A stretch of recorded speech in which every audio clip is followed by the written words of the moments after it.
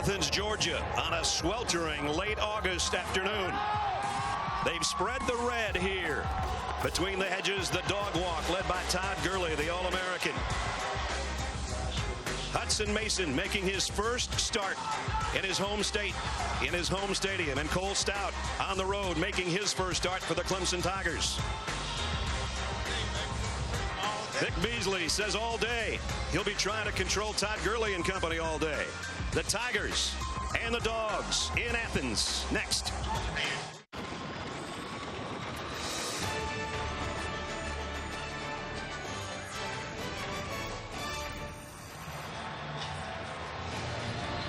And we welcome you to ESPN's College Football Primetime, presented by Hampton Hotels, all part of Dick's Sporting Goods kickoff week. A packed house of 92,000 plus between the hedges for the number 16 Clemson Tigers and the 12th ranked Bulldogs of Georgia. Welcome to another season together, everybody. Brad Nessler along with Todd Blackledge. Partner, good to have you back. As a quarterback, a situation like this is pretty unique. We saw Taj Boyd and Aaron Murray have two of the most prolific passing careers in Southern football history. And now the two guys that backed them up and waited their turn get their chance to shine here today. Yeah, and it's a day and age when maybe it's more trendy to transfer and try to play somewhere else. We have two guys that took a similar course and waited their turn. Aaron Murray left Georgia as the SEC's all-time leading passer, took his talents to the NFL. Hudson Mason now will make his third career start, his first time here at home. Taj Boyd, 3 years as a starter. The guy that's going to replace him, Cole Stout, this is his first start, and he'll try to do something that no other Clemson quarterback has done, beat a ranked team on the road in his first ever start. Clemson defensively has got one of the best front fours probably in the ACC, if not in all of college football. That's going to create some problems for a Georgia offensive line that's got to replace guys in 3 different positions. But we know one thing about the Georgia offensive line. The guy they're leading might be one of the best players in the country, arguably the best tailback. Yeah, and if you're a new quarterback trying to make your name, it's great to turn around and give the ball to a guy like number 3, Todd Gurley, one of the best football players in all of America. He's healthy. He's ready to go. He's had a great camp. I'm excited to watch him tonight. He's the most important Todd on the field, including my partner. The Georgia Bulldogs set to begin season number 121 and set to meet the Clemson Tigers for the 64th time in the series history. Georgia would like to repay the Tigers for what happened a year ago in Death Valley, and they'd love to do it between the hedges. Here come the 12th ranked Bulldogs.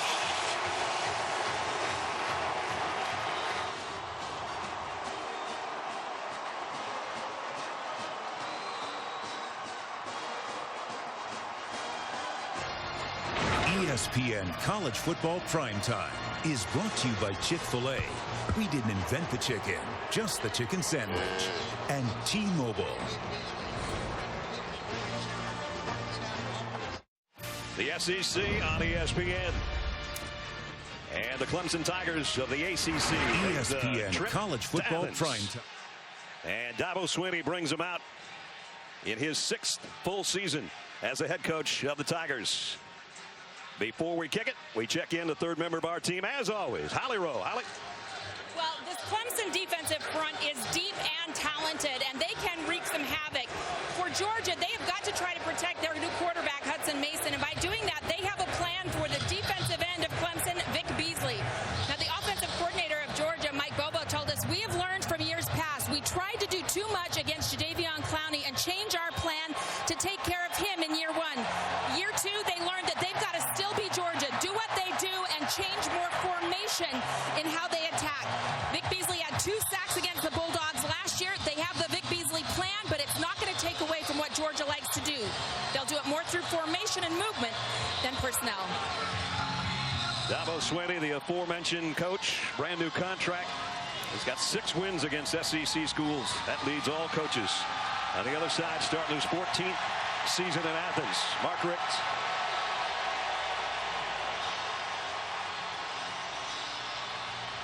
Checking the weather. Let's put it this way.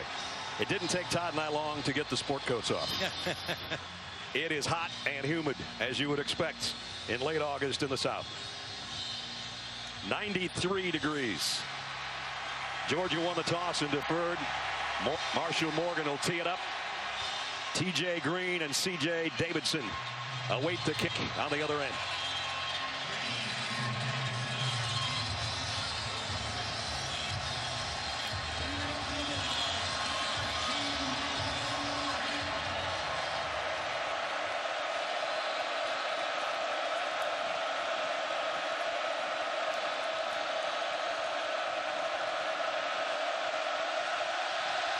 Here we go. C.J. Davidson 3 yards deep. Davidson out across the 25 and out to the 30-yard line. Excuse me, against T.J. Green. And a nice return. So Cole Stout gets his chance out of Dublin, Ohio. You know, the interesting thing, one of the interesting things about Cole Stout taking over compared to when Taj Boyd took over in 2011. When Taj took over, that was Chad Morris's first year as the coordinator, so he was learning a new system. Cole Stout has been in Chad Morris's system for the last 3 years. He's very familiar with it, very comfortable with it, running the offense. A fly sweep. Georgia trying to stretch it out, and they will. Adam Humphries, he is going to lose about 2. Let's take a look at our Chick-fil-A impact players. Mike Williams, he's got to fill the void left by Sammy Watkins and Martavius Bryant. Jordan Jenkins, one of the top outside linebackers in the SEC. And on the back end, Georgia has issues with their secondary because of inexperience, but not Damian Swann. He's making his 29th start, but now Clemson with a flag down. He's got a man free down the sideline, and it is Mike Williams. I think the flag's going to be Damian Swann offsides. He blitzed from the short corner. And again, Cole Stout, his first start on the road, but he was very quick in recognizing that blitz off the short corner and kept his poise and made the play. You got the call right, Todd. Well, we said impact players. Swann on one side, Williams on the other. Here they are. Pretty good idea to try to blitz. Damian Swann a little over anxious, and Cole Stout saw it right away, had his eyes in the right place at the right time. All the way down to the 34-yard line.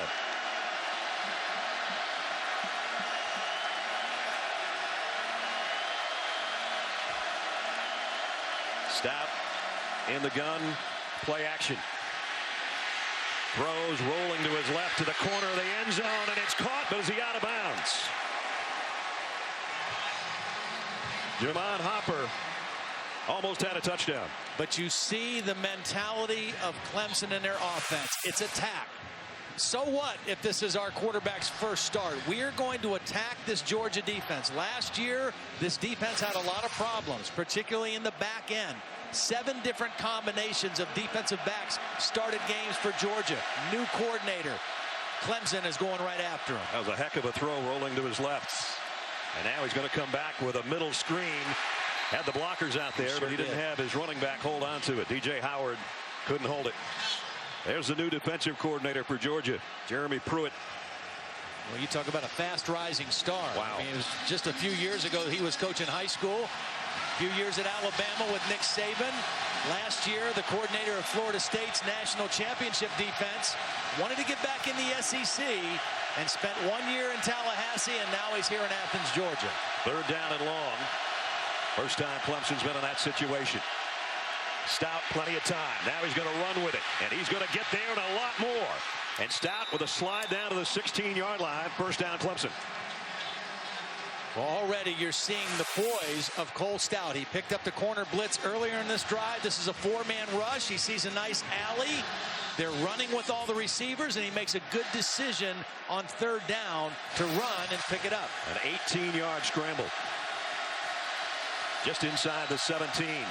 In the red zone, the Tigers already on the move. And on the run around right end, DJ Howard gets it to the 10. Rameek Wilson got over there to knock him out of bounds. Well, if the name Stout rings a bell, there's his daddy, Cliff, who played in the NFL for 12 years. Well, lives in Greenville now, which is close to Clemson.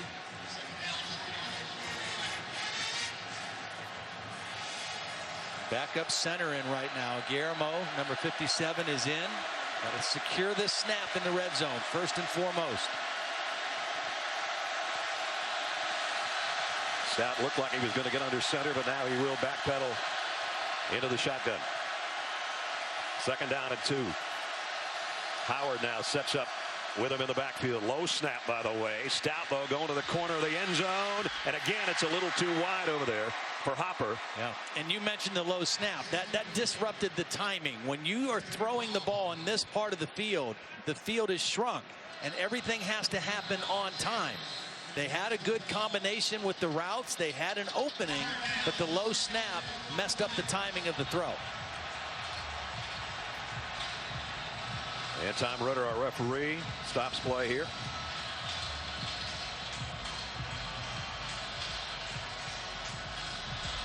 Sideline warning. I'm reading lips. I can't hear the official, but sideline warning's been issued. So a 3rd down and 2. Earlier in this drive, they had 3rd and 10, and Stout ran it for 18. Well, I would expect run here. It might be a called quarterback run, but I would expect run on this 3rd and short in this part of the field for Clemson. Davidson in motion. They fake it to him. Stout straight ahead. Tough run. 1st and goal, Tigers. 2 great runs on this drive. One a long one, and that one a power run by Cole Stout. They loaded up the formation to the left and faked the sweep that way, and then he got right in the back pocket of his right guard, Kalen Davis. And a good smart run. A 6'4", 215-pound quarterback. That's a good safe call inside the 10-yard line. Already a 66-yard drive. And 1st and goal, Clemson on their opening possession. Handoff on a counter. Well played that time by John Atkins. Only a gain of a yard. One of the things I think is going to be critical in this game for both teams is the ability to rotate linemen, particularly defensive linemen. If you're asking them to rush the passer, that takes a lot more energy than it does to run block if you're an offensive lineman. Just as you say that, Georgia switches up some people and gets some fresh bodies in on their defensive front on 2nd down and goal. The ball just outside the 3. Howard. They fake the sweep. It's Stout again. This time bounces his way down inside the 2. Nice second effort run again. You know, one thing to keep in mind about this Clemson offense, they do have a lot of playmakers, but they lost a 1,000-yard rusher last year in Roderick McDowell, and then their leading rusher coming back, Zach Brooks, a 6', 200-pound junior, injured his foot in August, and he's out for the season. Is going to redshirt, so they're down a little bit in the pecking order in terms of their running backs. Cole Stout, 2 runs on 3rd down already on this drive. 3rd and goal here.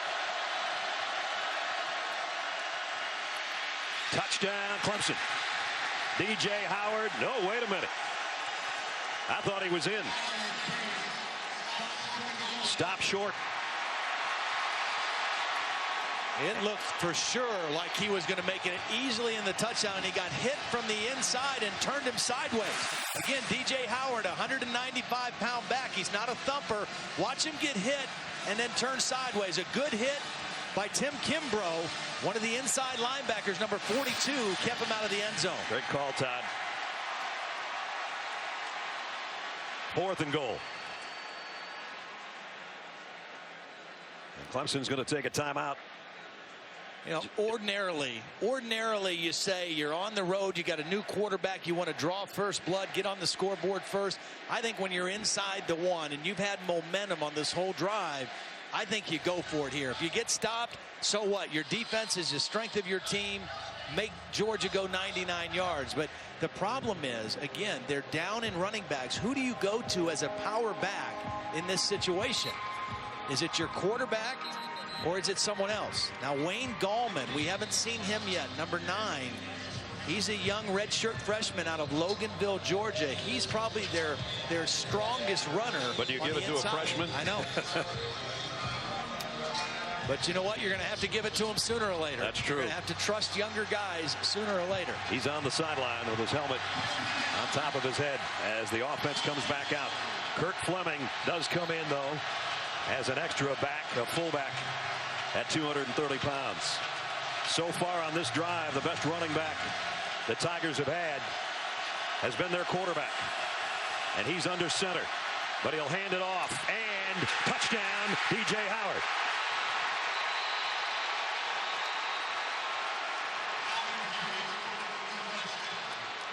So Clemson strikes first.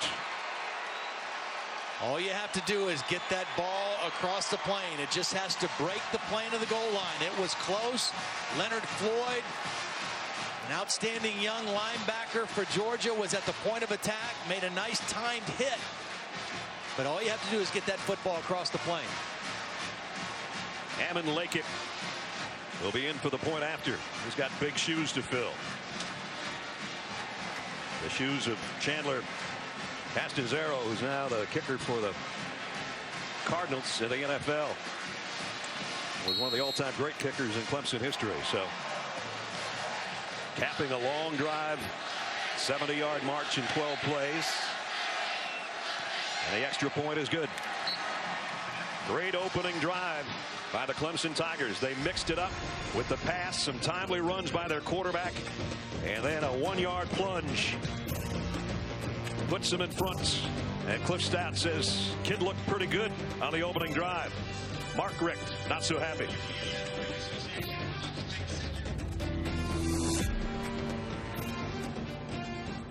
What a way to quiet the crowd on the opening drive on your opponent's home field. Clemson 7-0. Well, Chad Morris, the offensive coordinator for Clemson, people ask, is a coordinator worth paying over $1 million? I think he answers that question. I mean, think about this now. For the last 3 years, there's been 2 schools that have had a 3,000-yard passer, a 1,000-yard rusher, and a 1,000-yard receiver. Clemson and Baylor, the only 2 schools in college football, and right now they look like they haven't missed a beat. So Clemson to kick. Bradley Pinion will kick off. Todd Gurley waits at the Georgia end zone. And he won't return this one. So a guy that's been waiting his entire career to hear his name called as a starting quarterback from Marietta, Georgia. He told us Hudson Mason gets his call. He had 2 starts last year after Aaron Murray got hurt, but one was on the road and one was a bowl game. And just like Cole Stout showed, the key early on is to play within yourself and play within your offense. Clemson had great balance in that first drive. 7 runs and 5 passes. Georgia's going to want to establish that run and get Todd Gurley involved. Keith Marshall, who's healthy after a knee injury. This is an offense that has a wealth of talent at the running back position. They're a little banged up at wide receiver, but they've got healthy talent lined up at the running back position. Todd Gurley, the tailback in the eye, had his career high last year against Clemson in the opener. Mason throws out complete, and short gain out to Chris Conley. As we take a look at our Chick-fil-A impact players. Chris Conley, the wide receiver for Georgia. They don't have a lot of speed on the outside, but he's one of the leaders of that group. Grady Jarrett, Stephon Anthony on the defensive side, along with Vic Beasley, makes for an impressive defensive team on the Clemson side. Gurley's all wrapped up. A loss of a yard. Well, as Holly mentioned, the strength of this Clemson defense is their defensive line. They have 12 returning lettermen in that defensive front, and 8 of those 12 guys played in every single game last year. So they've got game experience. They've got the kind of depth that you have to be a great defensive football team. Hudson Mason in the shotgun with 3 wideouts and a 3rd and long. 3rd and 9 for Georgia. Going to throw the screen out to Gurley, and Clemson's all over it. Another loss, this time of 5. And Grady Jarrett, Georgia native who played lights out against Georgia last year, comes up with a big play here. Diagnosed the screen very quickly. They're very well aware of how good Georgia's screen game is, and Grady Jarrett was not fooled. He read it. He read the feel of the line and worked right down the line of scrimmage to stop it for a short gain. And so Georgia went the wrong way on their opening march. Lack of march, I should say. Colin Barber to punt. Adam Humphries waits way back there on the other end at about the 40-yard line. Clemson should stand to get very good field position after this exchange. High snap. Nice kick. Humphries. Whoa, way back. Fields it at the 21-yard line, and now retreating. Georgia trying to get him there, and wow, what coverage that was. Great kick, perfect placement, outstanding coverage. all three combined to take a sure situation where Clemson looked to have a short field to putting them back inside the 15-yard line. That's how you do it. Long punt, an 11-yard loss on the return.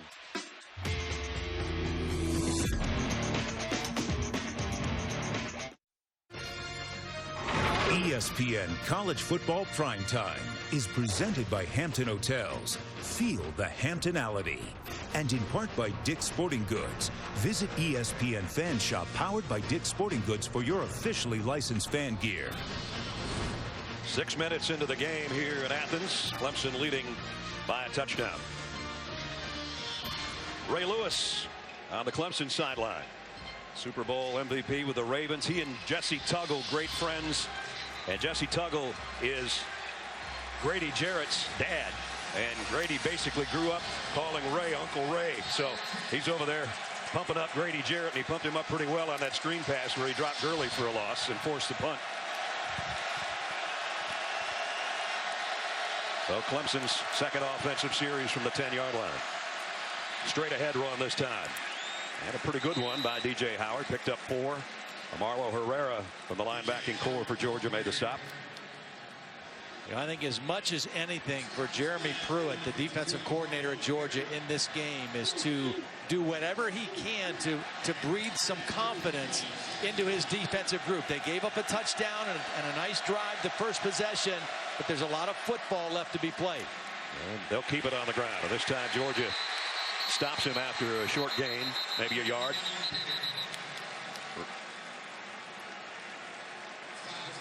You mentioned Pruitt, the defensive coordinator with Florida State with their national championship team last year. As you take a look, they led the country in 3 different categories and second and third in the others. Well, and they had a couple guys get drafted off of that defense too. They had a lot of talent. He did a great job. He inherited a good defense that Mark Stoops built. Stout over the middle, and it's knocked down at the line of scrimmage. That's a huge 3-and-out for the Georgia defense. They needed that at that point in time. That's exactly the kind of stop that they needed defensively. Sterling Bailey got his hand in the air and knocked it down. One of the captains today for Georgia. Good job by Bailey, knowing he couldn't get any more pressure, but he never took his eyes off of the quarterback, Cole Stout. So he timed his jump and was able to get a hand on the football. Reggie Davis waits on the kick from Bradley Pinion. And he's got a backpedal, and he'll have a chance at this one. From the 33. Georgia was not a good punt return team last year. That's better than they did on a lot of them. Got it back, an 11-yard return. When we return, the Dogs on offense for the second time.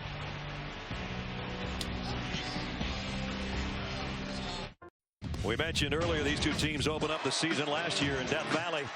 Back and forth first half, highlighted by Sammy Watkins, 77-yard catch and run for a touchdown. It was 21-21 at halftime. In the second half, though, Clemson took a 10-point lead. Taj Boyd to Stanton Seckinger for a 9-yard touchdown, and they held on to win by 3, 38-35. This is a 64th meeting between these two teams.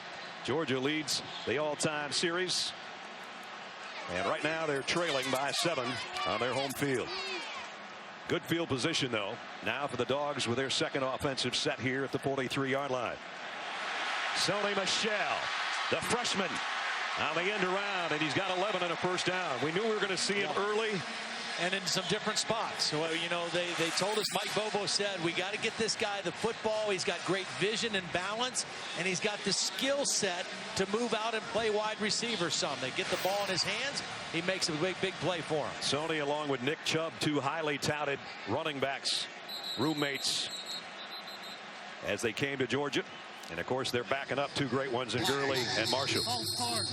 71 offense, 5-yard penalty, remains first down. That's John Theus, who was right tackle last year, left tackle now, and he's lining up against number 3, and that could have given him the jitters over there a little bit. Well, you mentioned the good field position, and I think Georgia needs to capitalize on it. In a game like this, that hidden yardage, they gained 22 yards on that exchange of punts. They need to capitalize. Here's Isaiah McKenzie, and he is lightning fast. We expect maybe to see him as a return man today. He's a little guy, but he's another freshman, and he gets 9 yards. He's got that burst that a lot of guys don't have. Mark Richt says maybe more quick than fast, but you saw it there to get it down to the 42-yard line. 2nd down and 7.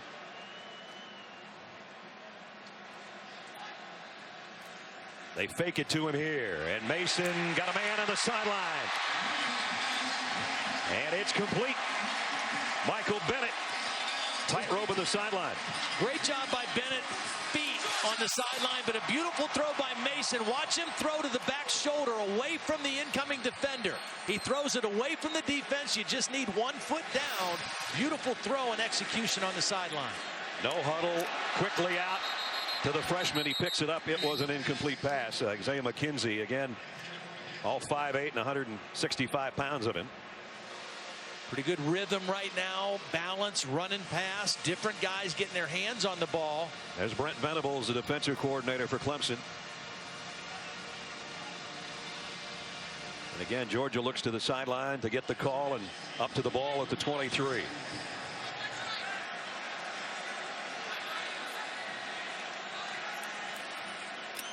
They give it off to Gurley. Gurley's got the corner. Gurley's got the end zone. Touchdown, Georgia.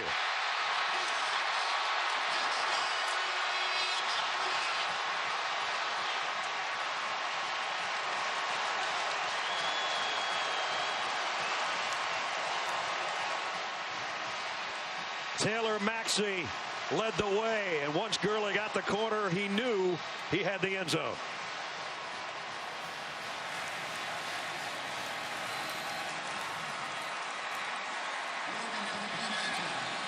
Marshall Morgan in for the point after.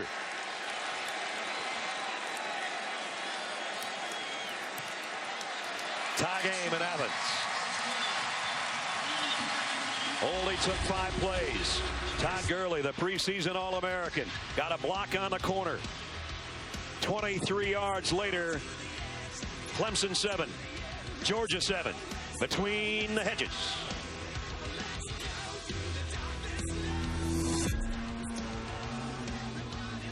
Todd Gurley's 28th career rushing touchdown in a Georgia uniform has tied the game at 7.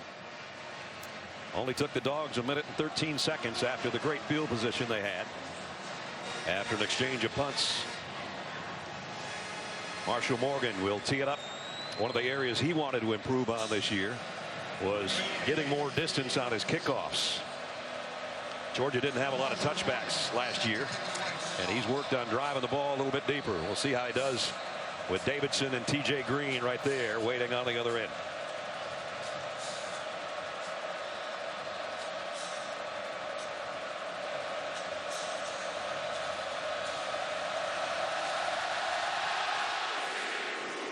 This one's high and taken at the 3 by Green, but he's tripped up as he crosses 15.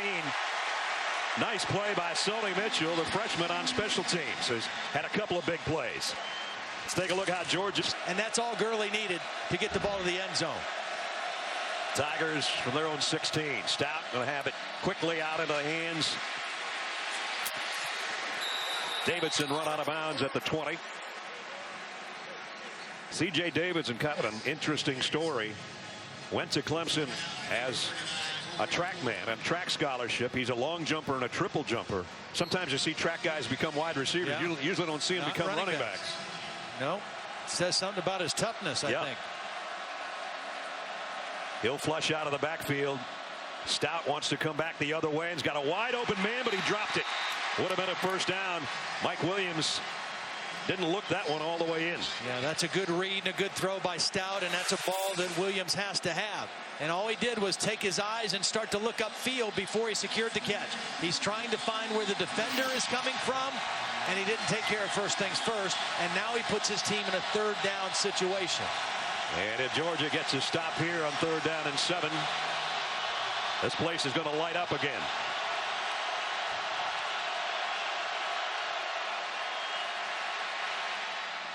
Stout, nice throw, and he didn't hold on to that one either.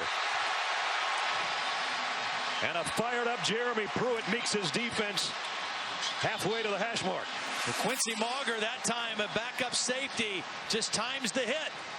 Mike Williams this time looks it in, but he doesn't tuck it in. And Mauger's able to knock the ball loose. So back-to-back plays from Mike Williams. And that's a guy that's got to get his confidence back on the sideline, because those are 2 plays he needs to make. Can't throw him any better than that. Minion to punt. Reggie Davis should have good field position again. This one an end-over-end kick. It's going to take this one at the 44. Davis short return. Nice coverage by the Clemson Tiger punt team. 5:57 remaining first quarter. Georgia back on offense in a minute.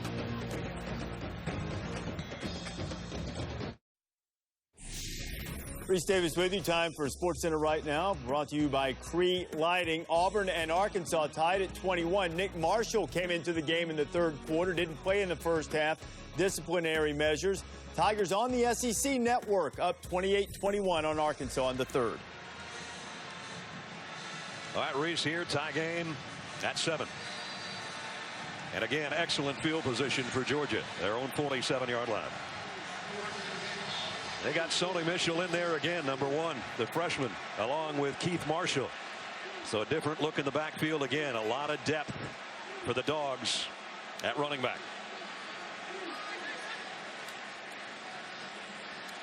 Mason to Mitchell. Got it to midfield, drags a couple guys with him, shows some power, and picks up 5. It's hard for Clemson and Brent Venables to prepare in a first game for guys that were playing high school last year. You're not sure where Georgia's going to use them, and right now they've been pretty creative in the way they've used Michelle.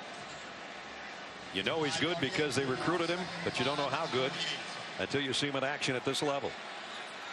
Hudson Mason's completed 5 passes to 5 different guys so far here in the first quarter. Out to Michelle again, and he's going to be, I think, a yard short, maybe less than a yard. There you see it. The head linesman that close to the first down.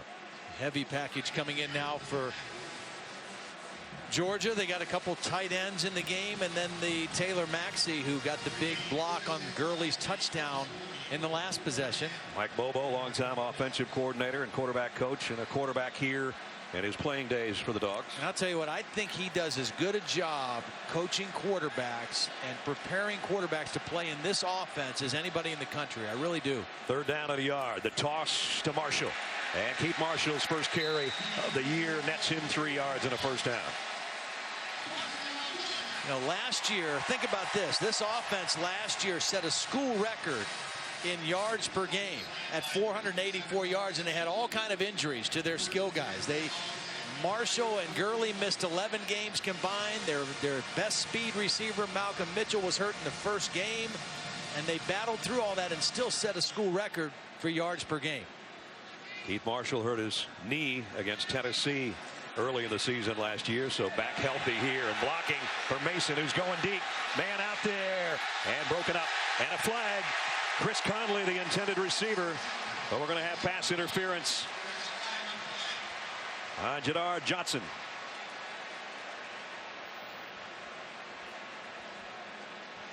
Well, the reason that they got the interference call is because the ball was a little bit underthrown by Hudson Mason. I don't believe that he did that on purpose, but because the ball was a little bit underthrown, the receiver had to stop and wait, and the defender couldn't slow down before he made contact.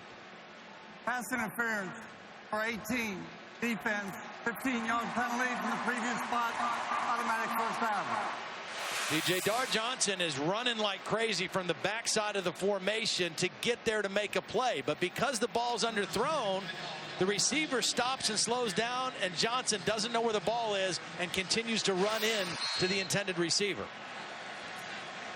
So first down, Georgia by penalty at the 26-yard line. Play fake. Mason's going right back to the corner, and this one broken up. Reggie Davis, the intended receiver, and another flag. This one might be on Jenkins. I thought it hit Jenkins in the back of the helmet. I'm not sure where that ball landed. And I thought he was in good position. The question is, did he have his hands on the receiver as they were running down the field? It's okay until the ball's in the air, but once the ball's thrown, you can't do it. Pass interference, number 14 defense.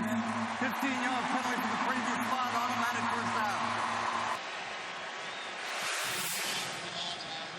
Yeah, there it is, the hands. And again, 2 plays in a row, the defenders not knowing where the football is. And so they're instinctively making contact and grabbing. And again, the ball was underthrown, but the defenders were too aggressive with their hands. 30 yards in the last 2 plays for Georgia. They've got it just outside the Tiger 11-yard line. 1st and 10. They can get a first down inside the 1. Mason over the middle. That one incomplete. Stephon Anthony was covering, intended for Michael Bennett. Actually, a little surprised that they threw on that down. I mean, they've had success. They drew some penalties. Now they're in the red zone. They've got Marshall in there instead of Gurley. 4 wide receivers set here for Hudson Mason. Looks right, comes back to the left on a wide receiver screen, and Bennett lost the ball. Scrambling for it. Was he down? He was. So it's going to bring up 3rd down.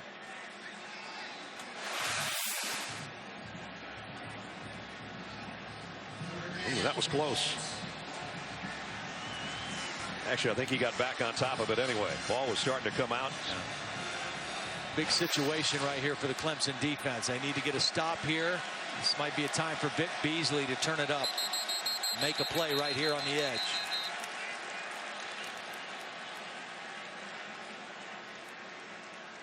Ruling on the field was that the runner was down. That play is under further review. So the last play under review.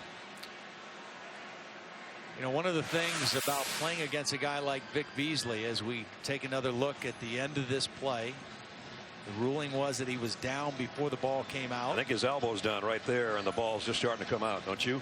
Yeah. Watch the left elbow of Michael Bennett. Or forearm elbow. Yeah, that's real close. But then who had the ball when it was all said and done? Yeah, it was kind of, they just kind of stopped right there. His hand is still around the football right there. You see the red and black glove is still wrapped around the stripe of the football, and then it comes out right now. Doesn't get any tighter than that one to call. Rocky D. Good is our replay official up here in the booth.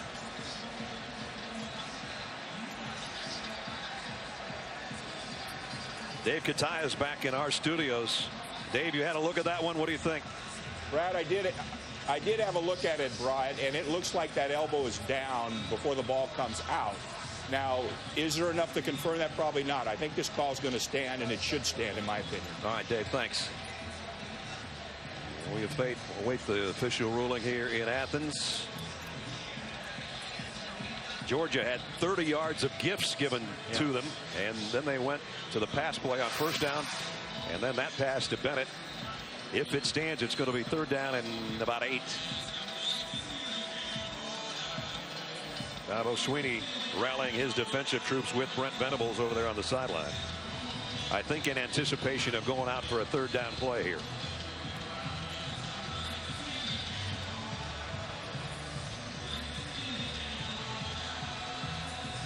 So the conference still going on, and Rocky D. Good and Tom Ritter having their chat.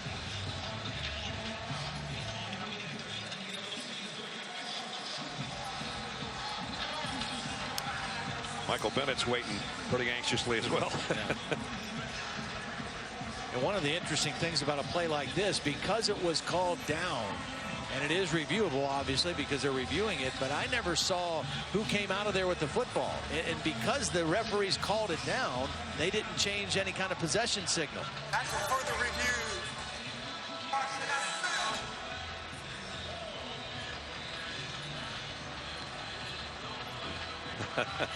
After further review, ball was out and lost possession prior to the runner being down.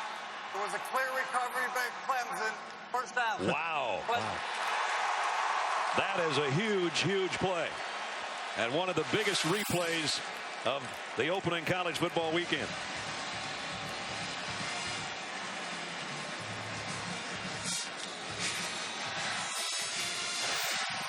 Still not sure who recovered it. Yeah, well, a big break for Clemson. They were either faced with a critical 3rd down situation, And this is even better. They get the turnover on second down and get the ball back to their offense. So Clemson will take over just inside the 10-yard line.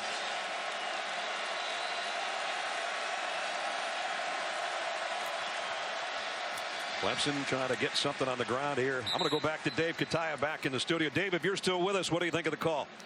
Brad, as I said before, there's not enough evidence there to overturn that call, in my opinion. You can't tell when the ball comes out versus the elbow hitting the ground. I'm with you. Yeah. But Clemson fans are happy. Second down and 7. Georgia looks mixed up defensively. They have 2 receivers out to the left. Only 1 defender right now. Here they come running out. Stout, deep ball, got a man, broken up at the last moment back there in the secondary by Reggie Carter. Yeah, that was Sharon a great Peak play. had a step back there.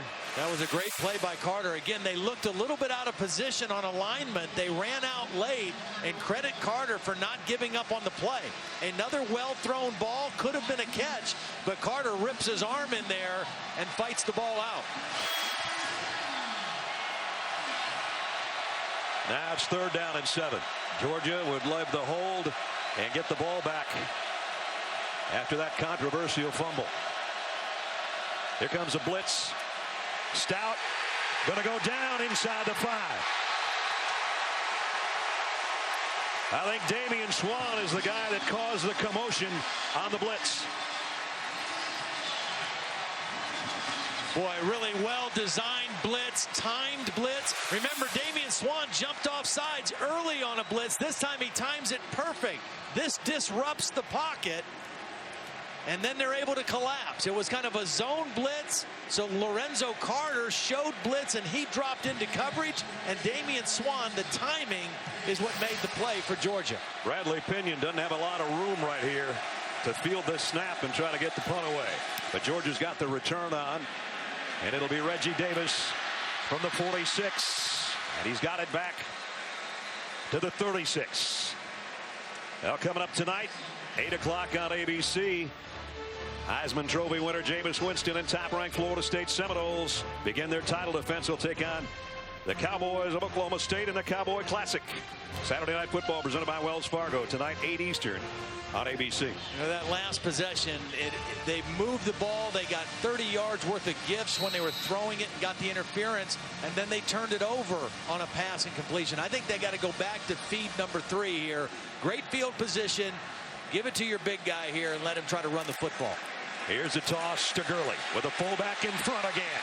And Gurley down the sideline punishing people as he goes. I'd give it to him again. At the end. Give it to him again. You know, he wasn't even in the last possession. Marshall was in most of that possession. They threw almost every down. He's fresh. He's in better shape this year than he was a year ago. Make them tackle him because that gets old in a hurry. This time they fake it to him. Mason, a lot of pressure, and he's just got to toss it out there. Closest guy was Quavon Hicks. That'll bring up second down at 10 in the final minute 23 of the first quarter. I mentioned career high for Todd last year on 12 rushes, including a 75-yard touchdown. He kind of tweaked his quad on that run. He's looked very fresh today. Gurley, and again it takes 3 Tigers to knock him out around the 16-yard line. He is 226 pounds of muscle.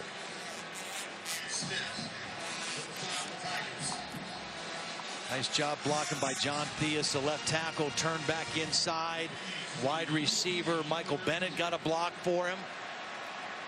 They're trying to pin those defenders inside and let him get the ball to the edge. He's done well against non-SEC teams. He's done well against SEC teams. 3rd down and 2. Mason, quick throw. Got it to Bennett in the slot. And Bennett's got it 1st and goal just outside the 1. He held on to that one. Perfect timing by Hudson Mason. Sit down right in between the defenders. Watch Bennett sit down, give a good target, Perfectly timed throw. Georgia goes with a hurry up. Mason trying to sneak it in. And now a touchdown signal.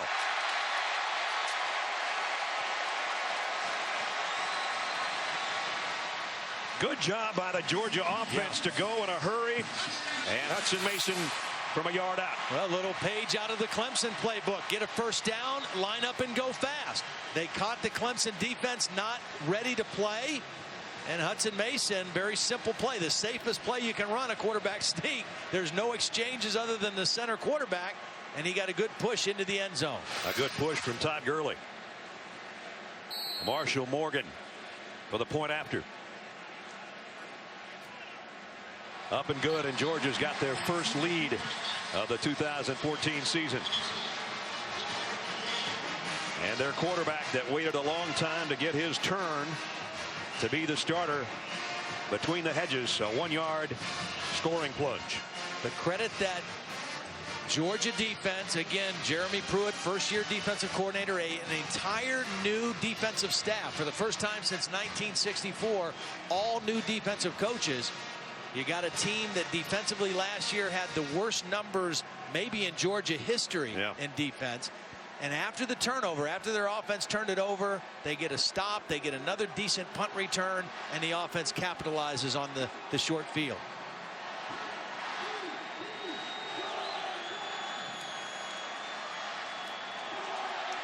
Clemson's had 3 3-and-outs back to back to back.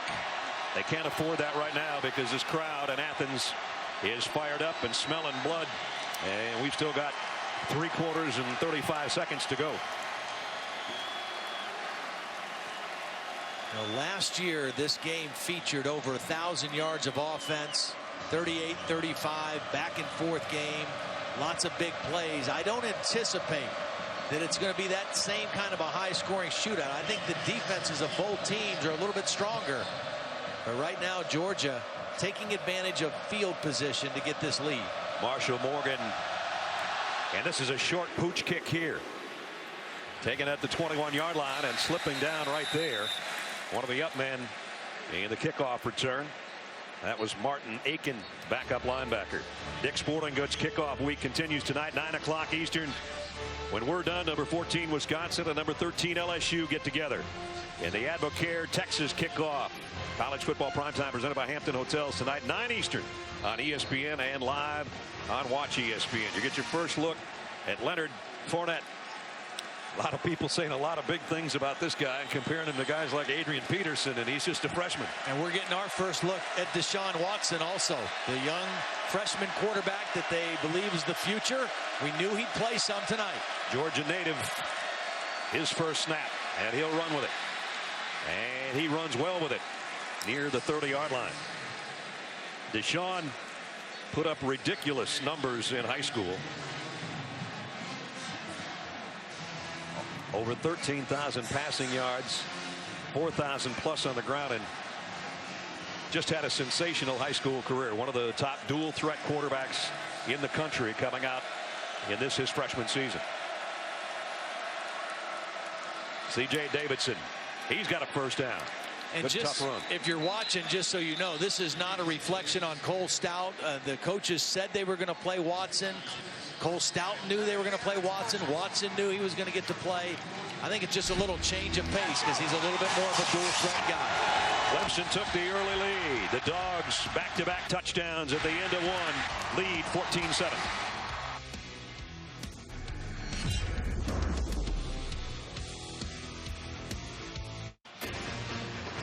Between the famous hedges of Sanford Stadium in Athens, Georgia. This is the SEC on ESPN. We played a quarter. Georgia spotted Clemson a touchdown on the Tigers' opening drive to take a 7-0 lead and have answered with back-to-back touchdowns. And I think if you're Clemson and Chad Morris, you got to get the ball back to Mike Williams here, maybe even early in this drive. Get his confidence back, get him back involved, because he's going to have to be a playmaker for you. Deshaun Watson going to go deep, airs it out, and knocked down on a ball intended for Jermon Hopper. Watson showed his arm there, might have been a little bit short Because Watson had to sidestep a little pressure, he was late making this throw. I mean, you got to throw this ball up before the safety can become a factor. See, now it's double coverage, and you could have made a point that there was contact or a grab of the jersey, but because the throw was late, it enabled two guys to converge on the ball instead of just throwing against one-on-one. Watson in the shotgun on 2nd down and 10.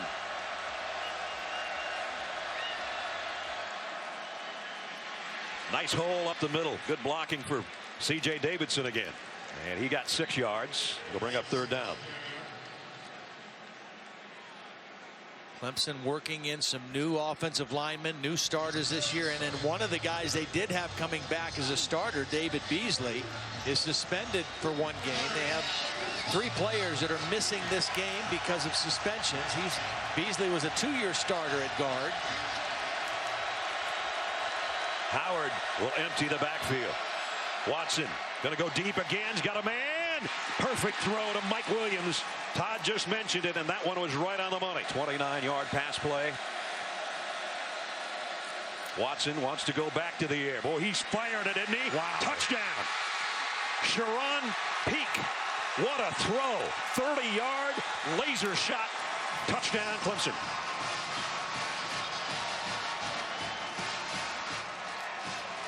Where Ramik Wilson, the linebacker, is running in pretty good position. Watch number 51 turn and run, but he has no idea the ball's coming.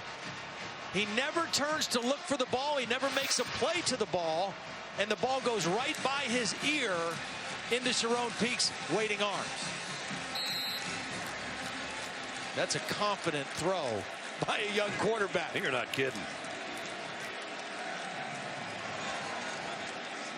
Lakeip's extra point right down the middle. You want to impress your veteran teammates? The freshman out of Gainesville, Georgia. Only about an hour from here. 2 rocket throws, the second one to Sharon Peak, right on the money. 14-14 in Athens.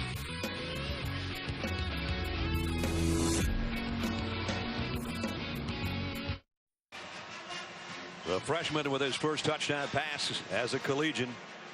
A 30-yard strike has tied the game as we take a look. Take you inside the drive. Direct TV's inside the drive. Todd. Well, 2 things to watch. Number 1, watch DJ Howard pick up the blitz on the end of the line. And then watch Ramik Wilson. He's going to run with the inside receiver and be in good position.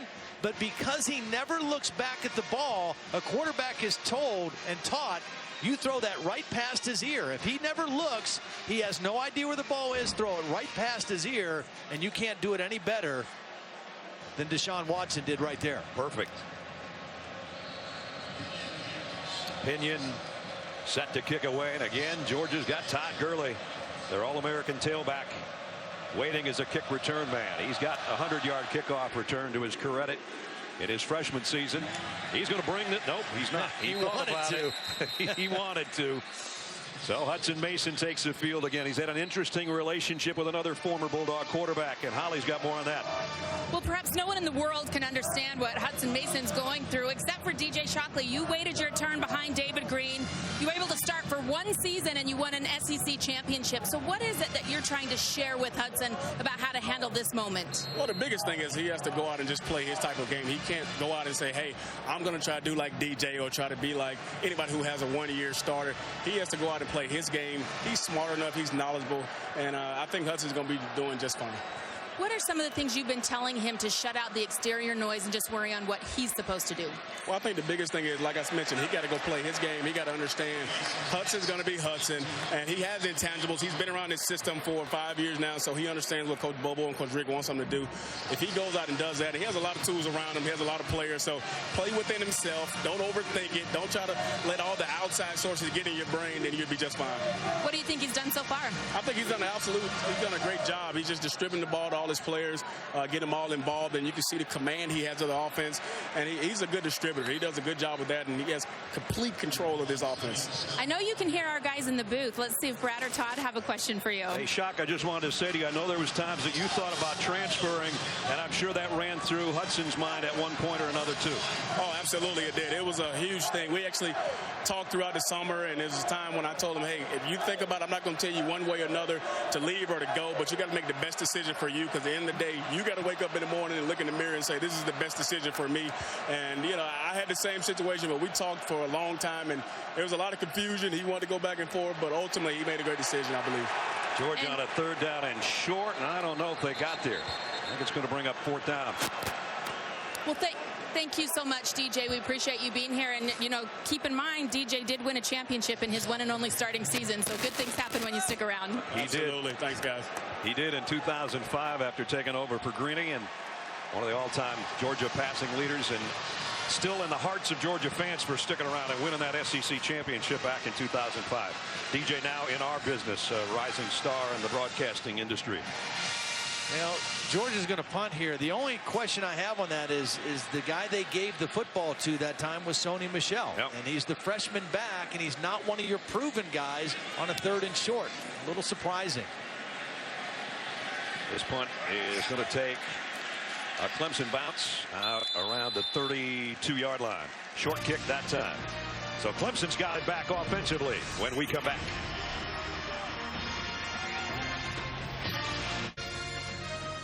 ESPN College Football Primetime is brought to you by the all-new 2014 Chevy Silverado and The Equalizer, in theaters September 26th.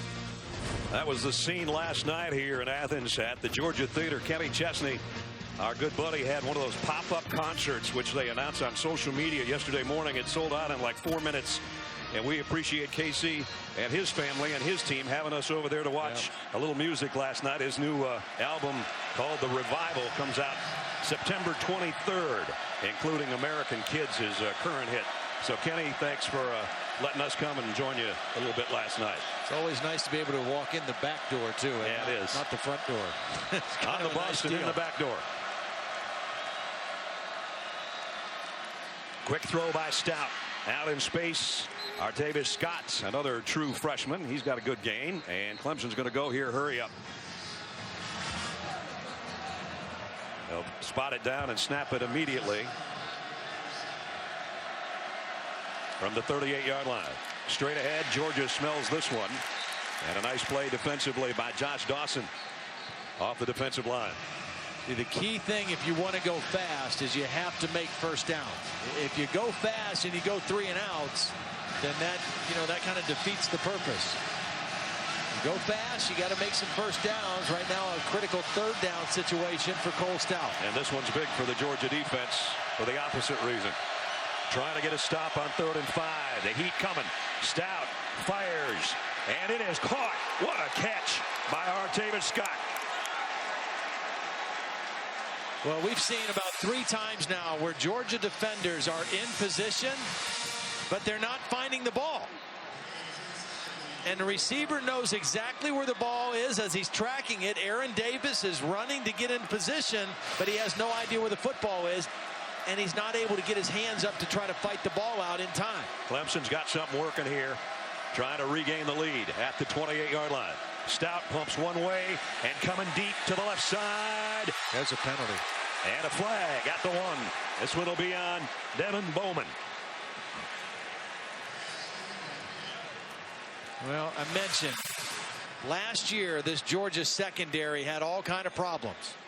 And there's clear early contact before the ball is even there this time. They've had 7 different. Number 37 defense, 15-yard penalty, automatic first down. 7 different starting combinations in the defensive backfield. They had 2 or 3 guys that decided they didn't want to stay here at Georgia and moved on to other places. So they've got a lot of young new faces and a new coordinator. And right now, Clemson is going after him. Tigers have got the Dogs on their defensive heels right now at the 13-yard line. They fake the fly sweep, and now Stout in space. He'll keep it. Stout with a slide at about the 6. Really good decision. Really good decision by Cole Stout. You're in scoring territory. You're in definite field goal range. If you don't like what you see, just get positive yardage closer to the goal line. Again, his dad, big smile on his face over there. I think that's his brother Zach too that's standing next to his dad. Zach played at Ole Miss.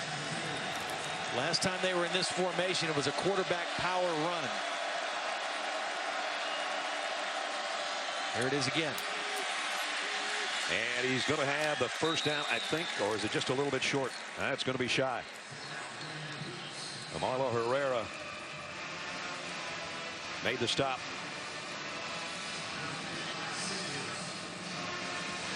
I think they're going to measure this.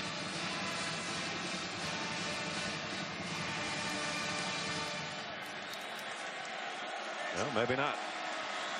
I thought the officials called for a measurement. Yeah, they're bringing the chains out. Let's check in with Holly while they're getting set to measure. Well, you were talking about Cole Stout's dad, Cliff Stout, sitting in the stands. He was a backup quarterback himself. He knows what that feels like. I talked to him before the game, and I said, were you able to sleep last night, or how nervous were you? And he said, I take my cues from my son. He's calm, cool, and collected. So he doesn't get nervous. That helps me not get nervous. So far, he's looked pretty calm today. I don't know if I believe that. As you said earlier, the parents of these quarterbacks are more nervous than the guys are, right? Yeah. I think he probably slept like a baby, woke up every 3 hours crying. So it's third down and less than 1.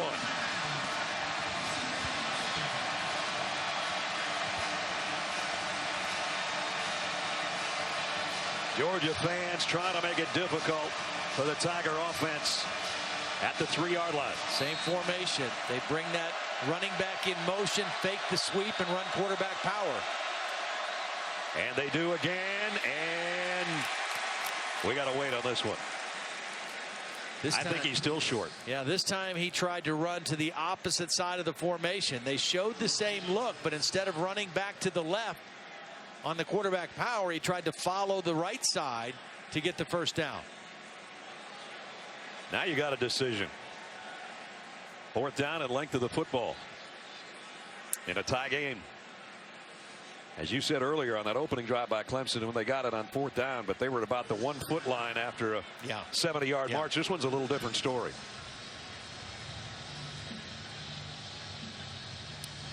They would still make Georgia go 97 yards if they don't pick up that 2 feet right there, or not even 2 feet.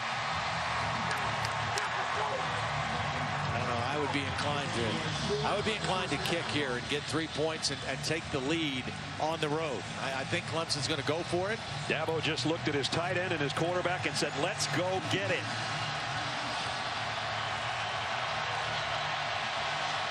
Fourth and less than 1. You'll know by the reaction here in a moment whether the Tigers get it or not.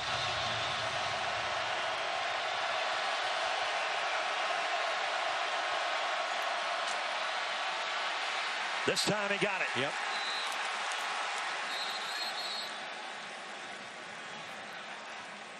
So somewhat of a gutsy call. The ball came out at the end of the play. And it's going to be 1st and goal, Clemson.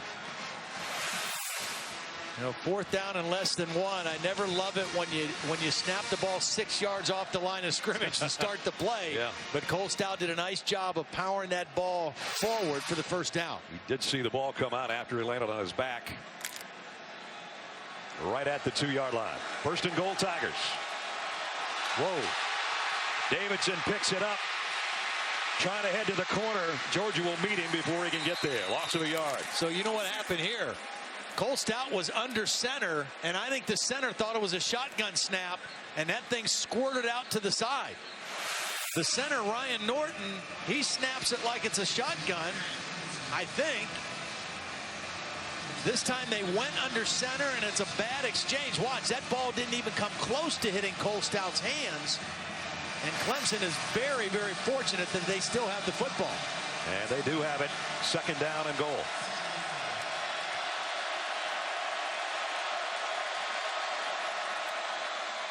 Straight ahead run this time.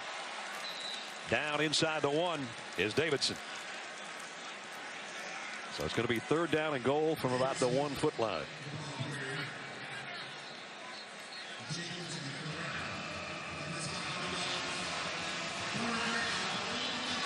10th play of the Clemson drive. And again, 3rd down inside of 1, and your quarterback's in the shotgun, but this is your offense. The last time they were under center, they didn't get a good exchange.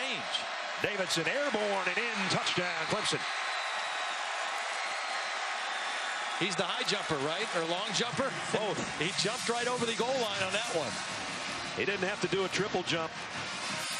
It was an airborne long jump from a yard out.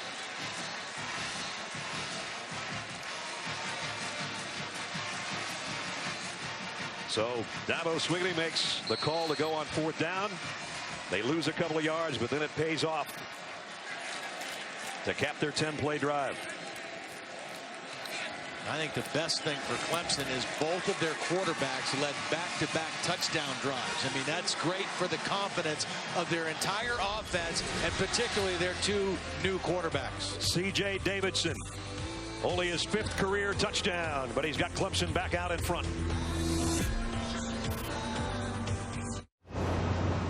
There's a DirecTV Drive to the National Championship mobile bus traveling across the country, following the biggest stories in college football. Earlier today, TJ had the mobile bus here in Athens, Georgia. He was driving Todd around practices around the South this week. We had a great You get time. to travel like that. I had to drive myself. We had a great time. Went to Oxford on Sunday, Clemson on Monday, Athens on Tuesday. So Clemson's regained the lead now. 68-yard march in 10 plays, capped off by a 1-yard touchdown. And Todd Gurley, they keep him out there as a kick return man. They probably should have had him out there offensively on the last series. Georgia getting kind of cute with their offense. I'd give it to number 3 a few times if I was them. Gurley 5 yards deep, and Todd will bring this one out. And there he goes. 1 block and it might be over. Todd Gurley, coast to coast. Can he make it? Yes, he can. Touchdown.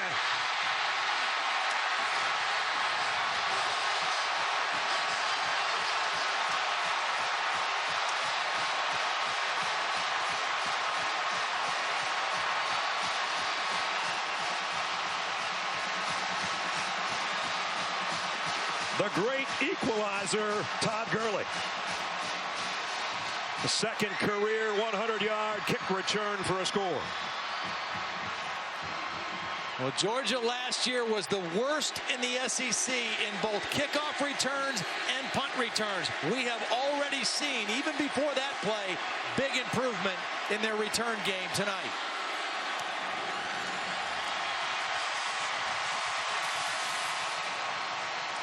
He is a dynamic playmaker. He wasn't able to return the first 2 kicks. This time he gets it. Same guys, the fullback, Maxey with a block on the kicker. Jeb Blazevich, a freshman tight end with a big block. And all Todd Gurley needed was a crease. They never did get him down. At the end of 100 yards, he's still standing. Had a big, long touchdown run in the game last year down in Death Valley. This one even longer off a kickoff return. But he is one of the premier players in all of college football. And the more times you can feed him the football, the better I think your chances are of winning, as long as he's fresh and strong and can handle it. Let's check in with Holly. Fresh, strong, and healthy. Todd Gurley, as you mentioned, hampered by a hip flexor last year and an ankle. Didn't play in every game, missed parts of 3.5 games. He said his only goal going into this season was to play every single game. He's slimmed down a little bit. He said he's been working on his abs, and I think those extra pounds helped him finish that run. He made it, even though he was chugging at the end zone. I don't know what Homer Simpson would say about that, but he's a Homer Simpson guy. He's watched that all week long. He's got 5 Simpson watches, including the one he was wearing that his sister gave him in our meeting yesterday. But he has lit the crowd at Sanford Stadium.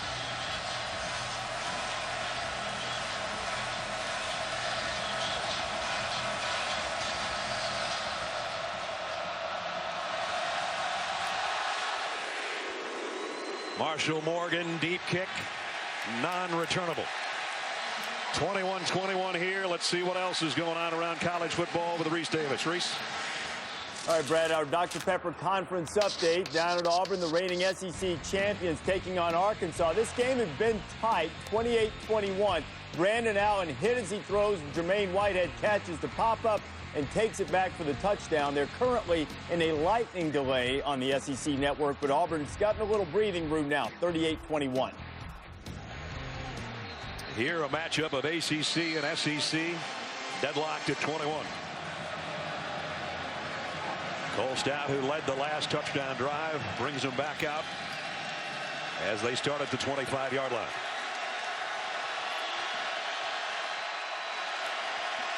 Leonard Floyd has been kind of quiet for Georgia tonight. He's got to make a play for this Bulldog defense. Straight ahead run. DJ Howard only got a couple. Reggie Carter made the stop as we approach the 7-minute mark of the second quarter. Been impressed with Clemson's offense and new offensive line, new quarterback, but they have played very aggressively here in the first half and have executed, I think, pretty doggone well. Stout pumps, throws late, and incomplete. Might have been hit as he threw. Georgia got some pressure on him. Mike Thornton, number 96, the senior nose tackle out of Stone Mountain, got some heat on him on the inside. Third down and 8. The crowd is riled again.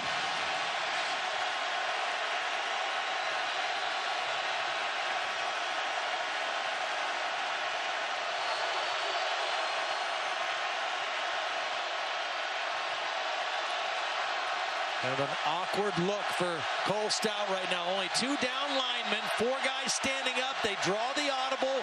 Now they back out of it. Gotta hurry. Too late. Unless they got a timeout called. They did. That is their second timeout. That was created by the confusing look that the Georgia front was giving Cole Stout. A big third down for Clemson when we return. The Georgia sideline, 21-21. The biggest third down of the game so far is at hand for Cole Stout and the Tigers offense.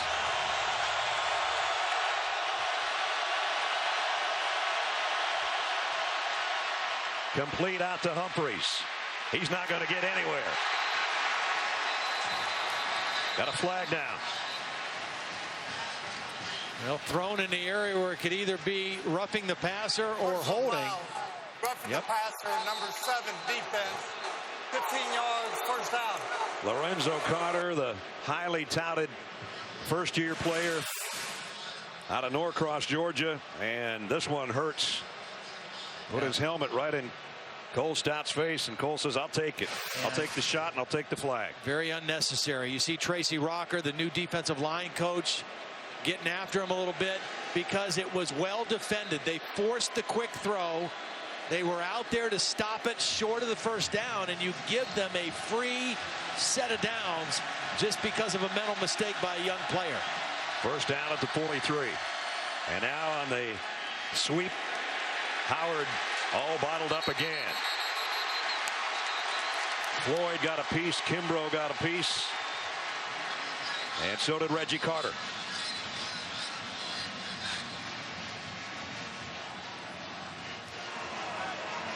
Again, Clemson just stays at the line. They're at the line with no huddle, but they've not done a lot of tempo. They've not played as fast as they normally would play, or they like to play when they had Taj Boyd as the quarterback. Hopper was in motion, now sets up on the slot to the right. Stout going that way, and it's intercepted by Aaron Davis.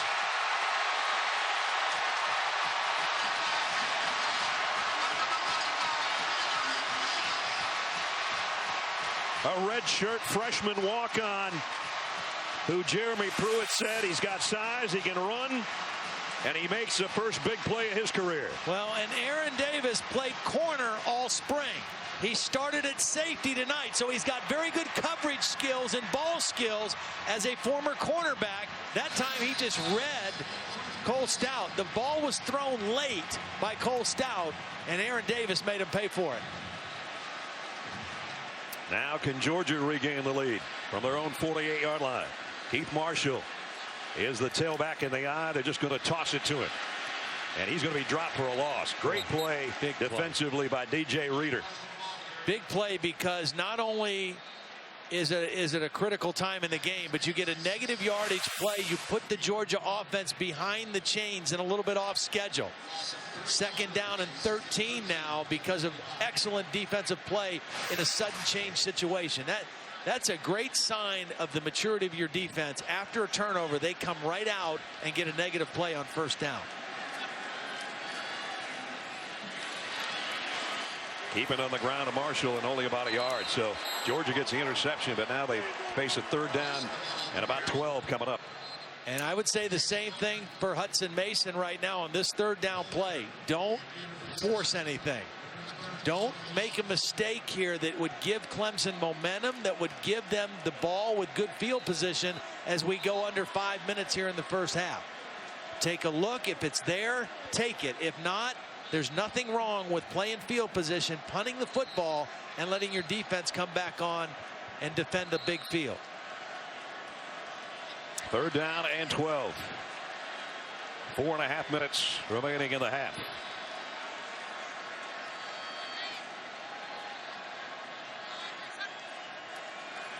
Mason, short throw, and Marshall dropped it. Thinking about where he was going to run with it and didn't take the football along. So a wasted turnover there by Georgia.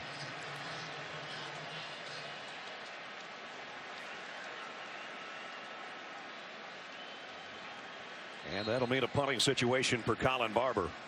He blasted one earlier in the game, 2nd longest punt of his career, a 60-yarder.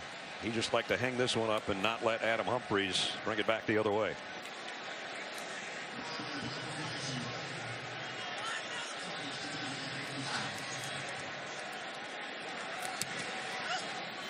Trying to kick it away to the sideline. Humphries still makes the catch, and he's run out of bounds immediately after a 38-yard kick. Now coming up tomorrow night, the Heat's on in Atlanta. 43 drivers battle to secure a spot in the chase. Only 16 drivers advance and only 2 races to go. The Oral-B USA 500 in Atlanta tomorrow night at 7 Eastern on ESPN and live on Watch ESPN. That's actually over in Hampton, Georgia, which is about, I don't know, 70 miles from where we are right now. Busy weekend in Atlanta and in and around Atlanta. Athens here with 92,000. Dragon Con. Todd wanted to go over to Atlanta, take that in. Kenny Chesney's concert last night and a race tomorrow. That's a lot of stuff. This guy's looked good. Davidson, he got belted at the end of that run by Corey Moore, but he picked up 6. I was at a hotel one time, I think in State College, Pennsylvania, when there was a Dragon Con thing going on. Very interesting. Our statistician, Pat McGrath, was going to go as himself just to scare people. 2nd down and 4. Straight ahead, Davidson. Nice cutback, and he's going to get the 1st down. John Atkins made the tackle, and we're down to 3.5 minutes. Boy, any points here by either team before halftime would give them a lift heading to the locker room, that's for sure, in what has been a seesaw battle and a really fun football game to watch here to open up the season. Last year it was 38-35 over in Death Valley. Clemson coming out on top. They're going to measure this, and while they do, let's check in with Holly. Clemson's offense faced some adversity before the ball was even kicked off. The coaches told us that Sam Cooper, number 86, was going to start this game. He's a 5th-year senior tight end who they call their most physical blocker. But in pregame warmups, guys, he injured his left lower leg or foot. He limped off to the locker room before the game even started. When the team ran back out for the game, he was in a walking boot. He has not played at all tonight, will not play tonight.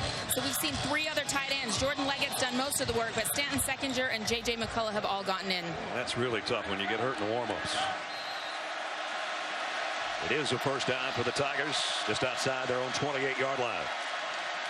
Again, keeping it on the ground. Doing a nice job of blocking for C.J. Davidson, and he's doing some power running. Picks up 6 more. Davidson carries. Went right behind his left guard, Reed Webster, that time. And again, Clemson does go with some tempo here. Quick snap, same run, and the same result. They're very close to it. I think right now you'll see Clemson, if they get another first down here, they might look to open it up again. They want to be smart. They want to be a little bit conservative. Cole Stout threw an interception on his last possession. And you're right where you want to be in this football game at 21-21 in the first half on the road. DJ Howard this time. Both hands around the ball and just blasts his way inside. I should say outside the 40. Good enough for a first down. See, that's the second first down in this possession. Now you're out close to midfield. Now I wouldn't be surprised to see a little play action and take a shot down the field in the passing game. Clemson has only 1 timeout remaining in this half, keep in mind, with 2.5 to go in the quarter. And again, Howard off the right side picks up 3 more.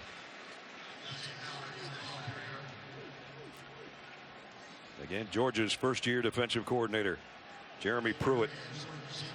8 days after winning a national championship for Florida State, he decided he was coming to Athens to help Mark Richt and his defense. After 6 straight runs, it's a wide receiver screen to Humphreys, and he's knocked out of bounds around the 49. Very conservative so far when they are calling plays here in this possession. Just moved under 2 minutes in the first half. Again, if you're Chad Morris, if you're Dabo Swinney, you don't want to make a big mistake here. You don't want to do something to turn the momentum of the game. You're right where you want your team to be, tied up in the first half with a new quarterback on the road against a ranked opponent. 3rd and 1. Stout going to throw it out to Gallman in the flat, and he's got the first down and blockers in front. Whipped it out to Gallman, who hasn't seen a lot of action. Redshirt freshman, also a Georgia native out of Loganville. Wilson made the tackle, but the Tigers are back in Bulldog territory. Clemson with 1 timeout remaining in the first half. 3 receivers to the right for Stout. He's coming right back to the left, though, and that's to Williams down the sideline. 1 man to beat. And he's got it, 1st and goal, Clemson. Well, that was really poor leverage by the cornerback on that side of the field.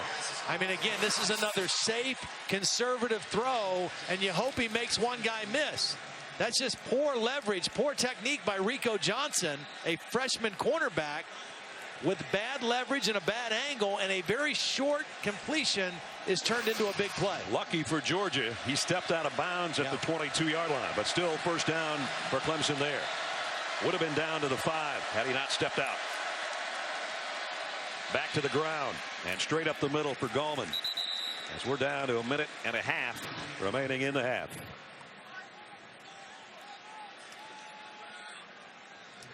Williams, one of our impact players, and has made an impact on this drive as Clemson's trying to regain the lead here before halftime. 11th play for the Tigers here at the 17-yard line of Georgia. See, they're not in any sense of hurry up urgency right now. They're wanting to use the clock, and I think Dabo would be very happy with a field goal here and a 24-21 lead. Look for a touchdown, but don't go crazy here. Might look for the touchdown right here. And overshot everybody. Stout knew that double coverage back there. He was just going to get rid of it and save some time. Clock stop with 55 to go.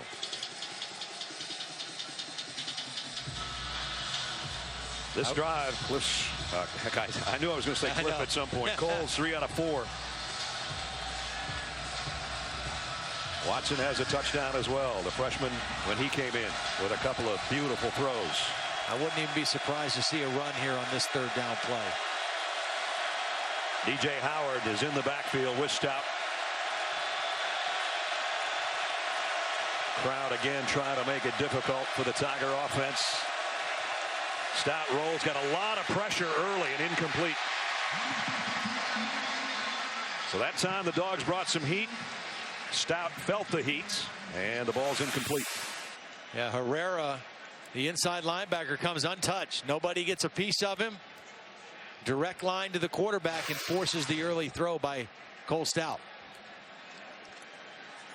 We mentioned Hammond Lakeup taking over for Chandler Catanzaro, who was one of the great kickers in Clemson history. And now he's got his shot here to try to put his team back out in front.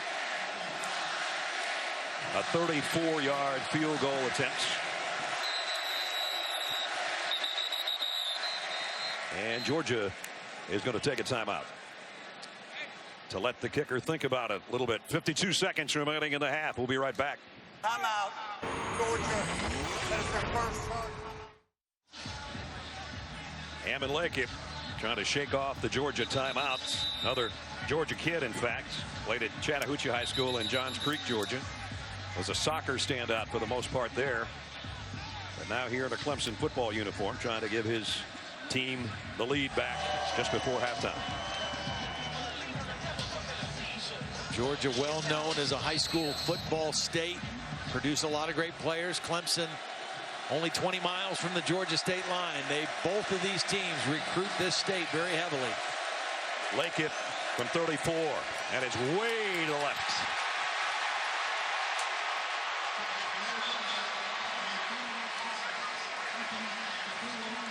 Still at 21. And the halftime is coming close. Reese Davis, let's check in with you. Brad Buick halftime report is just around the corner. Looked like the opening Saturday for several teams in the top 10. Notre Dame's not ranked in the top 10, avoided the Irish roll despite their missing pieces. Also, final cut day in the NFL. Michael Sam is looking for a new team. We'll give you the latest on him. Mark and Lou join me. We break down the entire day in college football so far and look ahead to tonight.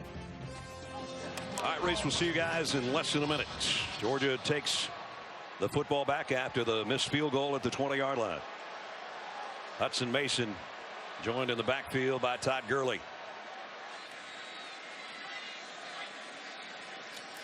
And he's going to throw it across the middle to Bennett. I thought he was going to go to Gurley for a moment there. Pickup of about 4. Well, Georgia used a timeout, but I just can't imagine that they're going to get real fancy here. The same thing is true for Mark Richt in Georgia right now. It's 21-21. Our defense has made a couple stops. Our new quarterback has played pretty well. Let's not do anything to turn the momentum drastically here at the end of the first half. We get to receive the ball to start the second half. We won the toss and deferred in the first half.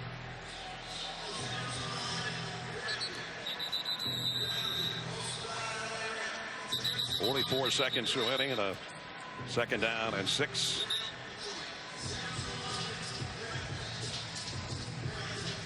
Georgia, 2 of their biggest play receivers, their speediest guys, aren't in the game due to injuries, and 1 due to suspension. So without Scott Wesley and Malcolm Mitchell, they don't have huge big play threats. Right. Bennett and Conley, those guys a little bit more possession receiver types. 2nd and 6. And the throw completes, and it's a first down to Jay Rome, the tight end. That's first catch by a tight end. And now that they got the first down, Hudson Mason says, let's go get something here. Or at least maybe take a shot.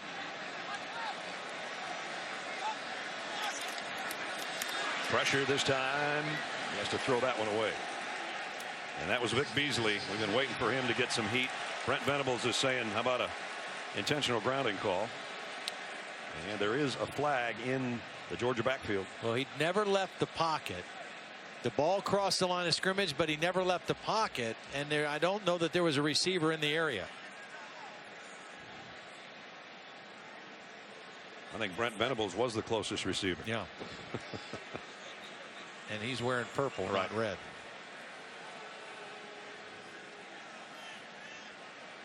Here's a call from Tom Ritter. He's looking at Hudson Mason's jersey number, I think. Well, I just think you run the football and you go into the locker room. 14 offense. Penalty will be at the spot of a foul. 3rd down. Foul also carries a 10-second runoff.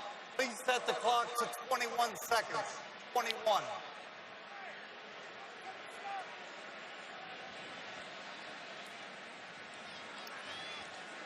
The only thing, if I'm Clemson, I wouldn't get real lazy just expecting Georgia to run out the clock, because if you hand it to Todd Gurley and he gets a block or two, might change the whole game again.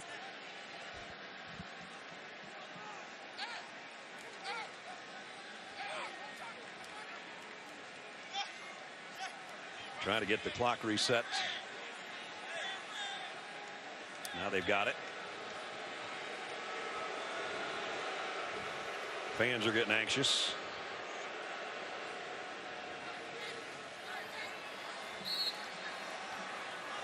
So final 21 seconds. Here is Gurley, but there's flags down.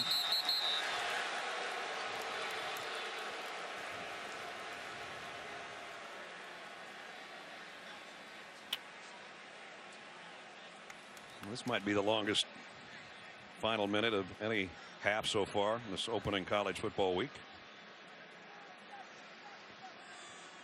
It's nice to set records for something.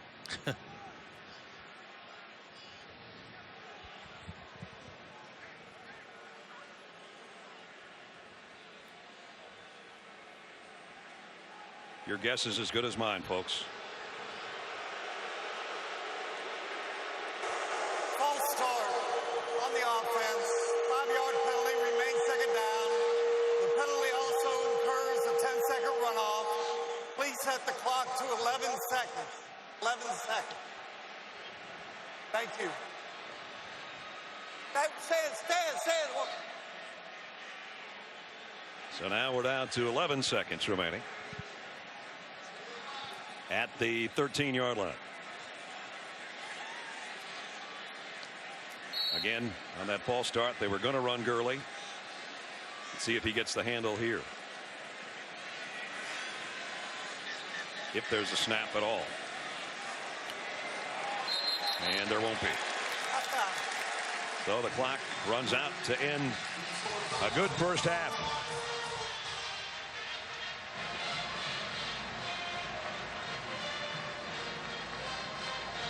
A lot of big plays in the first half. Clemson got the early lead. Georgia took it. Clemson took it back, and Georgia tied it up. As we check in with Holly. Well, Coach, Hudson Mason had 11 of 16 passing in that first half. How do you evaluate how he did? He did all right. I mean, we're doing okay. They're doing a good job defensively, getting some good pressure on us. We got to protect our passer a little bit better. It's a good ball game. 21-all. It's a ball game. How does your stable of running backs, productivity from Sonny Michel and others, help set up Todd Gurley? Well, we probably need to use other guys a little more, but Todd's feeling it. He wants the ball, and we sure want to give it to him when he wants it. Did he tell you he wants it? Oh, yeah, he wants it. Well, he got it on a 100-yard kickoff return for a score. That's how we tied this game up, the 21 apiece, as we sent it to Reese and the guys and the Buick halftime report. This is Dick's Sporting Goods Kickoff Week.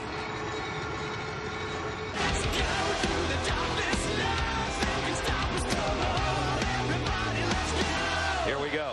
He'll hand it off, and touchdown, DJ Howard. They give it off to Gurley. Gurley's got the corner. Gurley's got the end zone. Touchdown, Georgia. Georgia goes with a hurry-up. Mason trying to sneak it in. A touchdown signal. Watson wants to go back to the air. Boy, he's firing it, isn't he? Wow. Touchdown.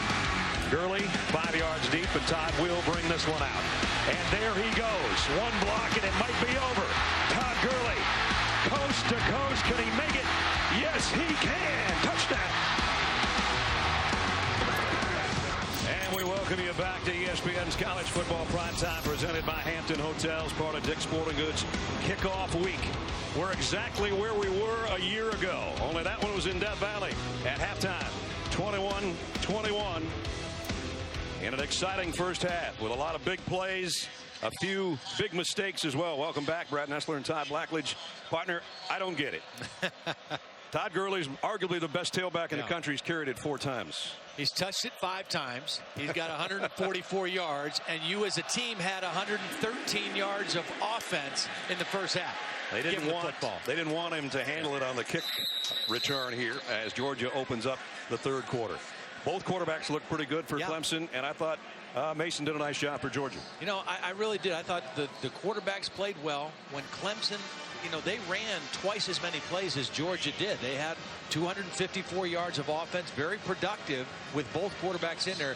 But when you get to Georgia, who we're going to see first on offense, you got to give the ball to number 3. I mean, he's the best player on the field. He wants the ball. That's what Mark Richt told Holly at halftime. He only touched it 5 times in the first half. I would put it in his hands 20 times here in the second half. They fake it to him on the opening play, and they throw back to Rome, the tight end. He picks up about 4. J-Ron Curse holding on for dear life on the big tight end.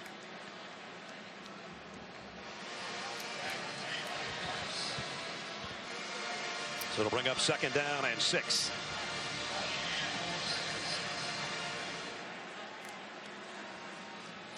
Now it's Gurley up the middle. He's got a first down, and he almost broke it. He did get to the second level. Again, Curse had to make the stop, but a pickup of 9. See, the thing about him at 225 pounds, if he has his shoulders square to the line of scrimmage, even if you have an unblocked man in the hole, it still takes a man to tackle him. Mason fires on the sideline. Wide open is Bennett. Made one man miss, but then trips. And still he's down to the 31-yard line. First down, Georgia. Play action. Show Gurley. Draw the linebackers in. And then throw the ball on the outside. Good execution that time by Hudson Mason. It didn't take Georgia long to get into Clemson territory. Just inside the 32-yard line.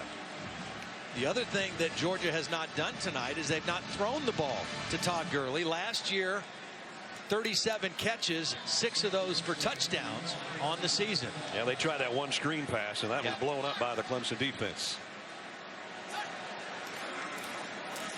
Gurley straight ahead to the 28. Josh Watson made the tackle. Todd Gurley had a sensational freshman season. Holly mentioned earlier he missed 3 games and a portion of a 4th and still had 989 yards rushing. But his freshman season was sensational. Maybe short of the first down. 5-yard pickup by Towns. Robert Smith made the stop. Nice drive here to start the third quarter for Georgia. Manageable 3rd downs. Moving the football. And now it's Gurley. First down, quite a bit more. Taking the linebacker Anthony with him for a ride of 11. I mean, it's just not rocket science. Good blocking. Watch the receivers. Watch Towns, number 9, come in. Boom, big block right there. Gurley gets in behind it.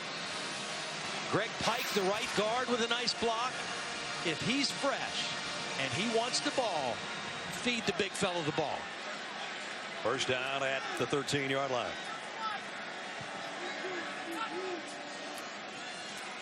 He gets it again. And Gurley close to the 10.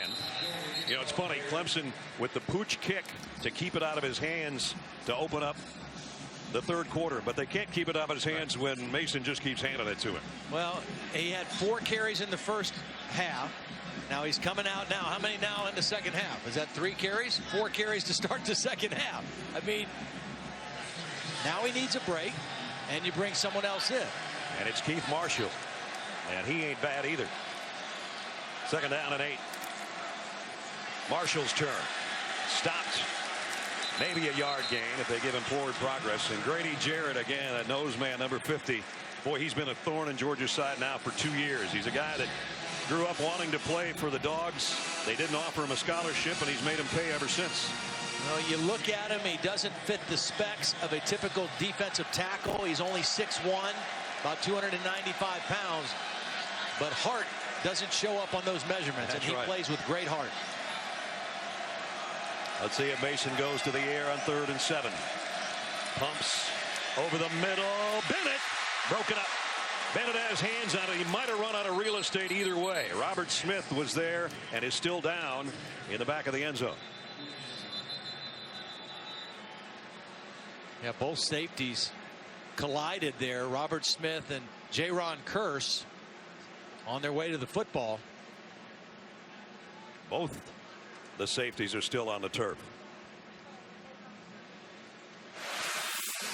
Well, Mason took a shot, and it was a pretty good throw. He put it where only either Bennett could get it or it would be incomplete, and a collision back there with the 2 safeties. as Bennett ended up in the end zone hedges trying to make this grab. I think Robert Smith got his hand in there, and Kearse came over and knocked the ball out with contact. I think Robert Smith's hand is what got caught up in the collision there. Georgia already has their field goal unit on the field. They're just waiting for the Clemson players to be attended to. Marshall Morgan, one of the best kickers, not just in the SEC, but in the country, is patiently waiting until the Clemson safety comes to his feet.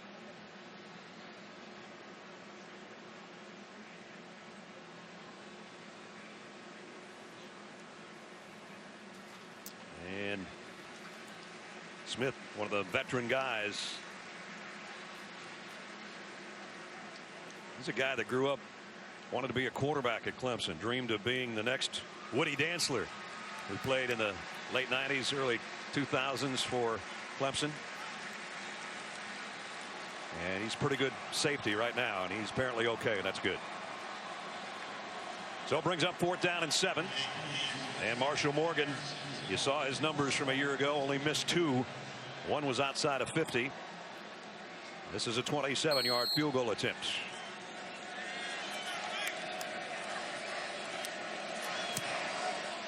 And it's right down the middle. So the opening drive of the 3rd quarter, Bulldogs drive it deep. Clemson made a stop, but still the Dogs get 3.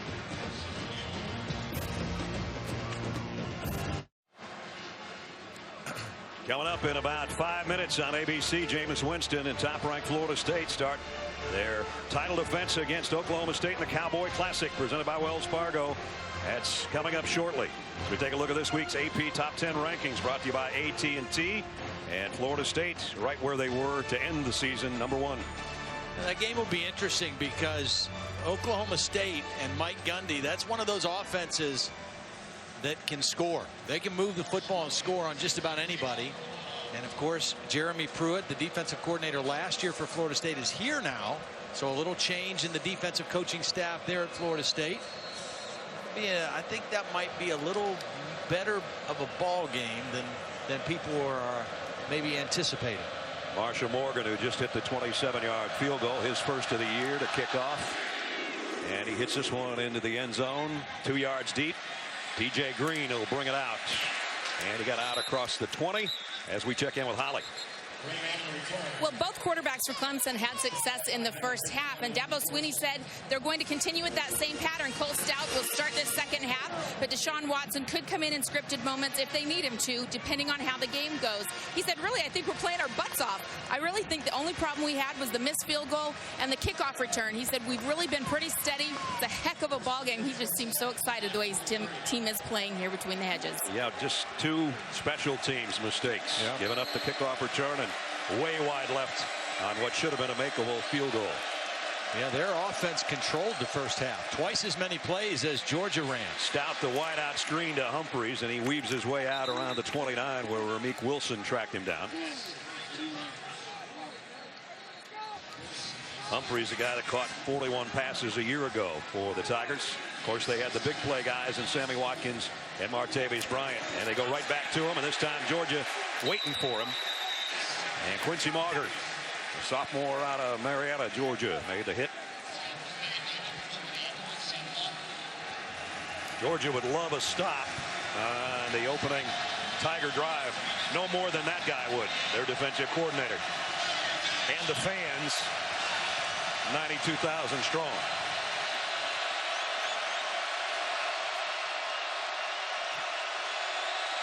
Third and 4.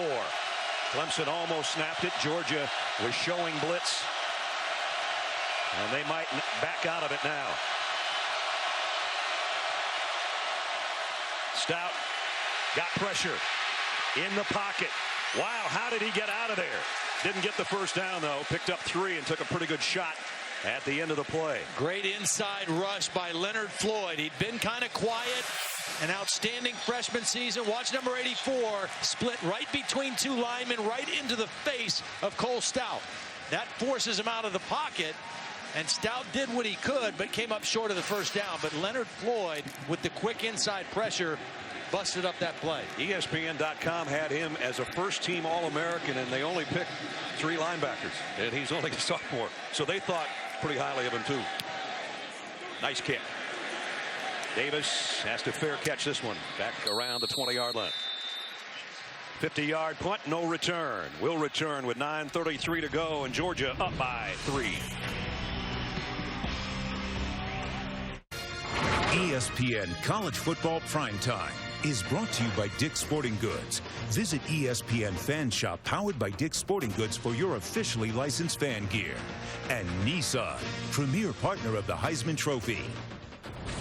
There is the Heisman here at Georgia on the campus. They've got a couple of those. Most recently, Herschel Walker here before the game. I was with Herschel at a UFC fight this summer. He could still play right now. I don't care what you say.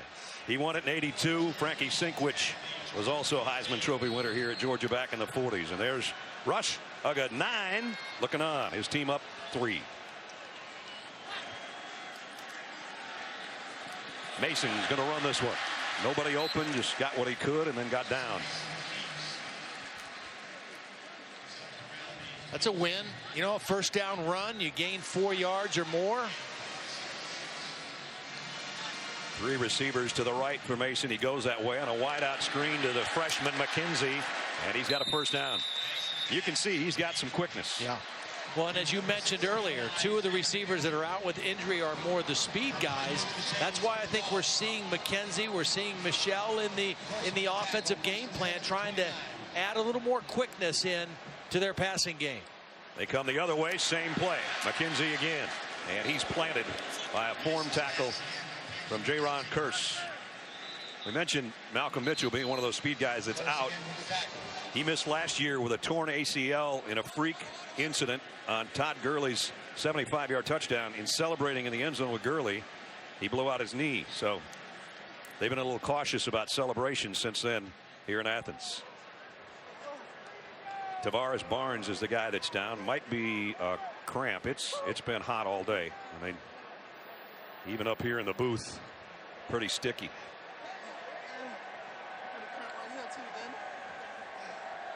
Well, we've got a second here, and we try to cool things off. Let's heat things up with Reese Davis. Reese?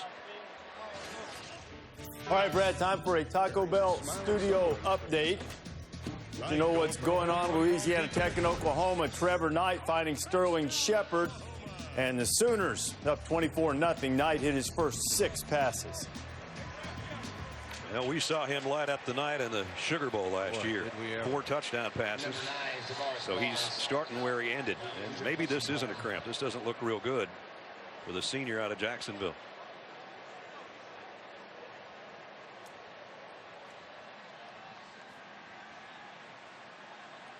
He started for Corey Crawford, who was going through a 1-game suspension here and not playing. And they really like Brent Venables. Said he was like a different guy between spring and summer. Had come that far. And now goes off and leaves their defensive line a little thinner. 2nd down and 6. Gurley broke a tackle. Another still on his feet. All the way to the 48-yard line. Another 19 yards by the big guy. 226 pounds. When he gets his shoulders square to the line of scrimmage and he's not running sideways, very hard to bring down. Not going to bring him down with an arm tackle. Breaks 2 on that play and turns it into a big game. Ledge, even when he's in the open field, he's got great body lean. Yep. He never stands up straight. Nick Chubb, the freshman, in for the first time for Georgia. Another highly touted running back. Gives Gurley a breather. Let's see if they put it in his hands for the first time. They fake it to him. Mason was going to take off. Nice decision.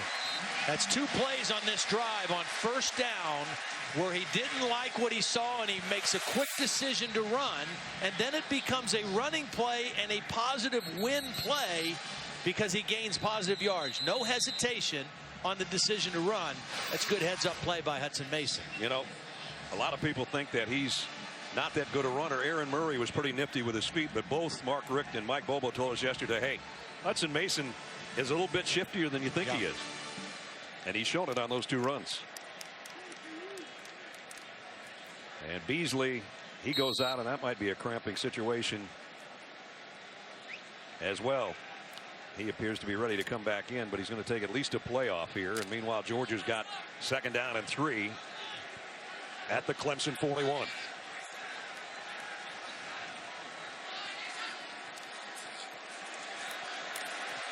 And Nick Chubb's first carry as a Bulldog is going to be for a loss of 1. Grady Jarrett again from his inside tackle position. The Georgia coaches told us yesterday they think their center David Andrews is a pretty good player. Last year they said there was only one guy that handled him and caused problems and created havoc for him and for the offense, and that was in this game against Clemson last year in Death Valley. Got a flag down. Very explosive and disruptive player. You know, we come into the game talking about Vic Beasley, and he has not been a factor tonight so far for the Clemson defense because Georgia's pass offense, they have not held the ball. 15-yard penalty from the previous spot. Down. They're going to call a chop block on Blake Tibbs, a wide receiver. And they were talking with Dabo Swinney, do you want to take the penalty or not? And there's the hit right there on Curse. And so they gave Dabo the option, taking the penalty or taking the down, and they back it up all the way to the 44-yard line of Georgia.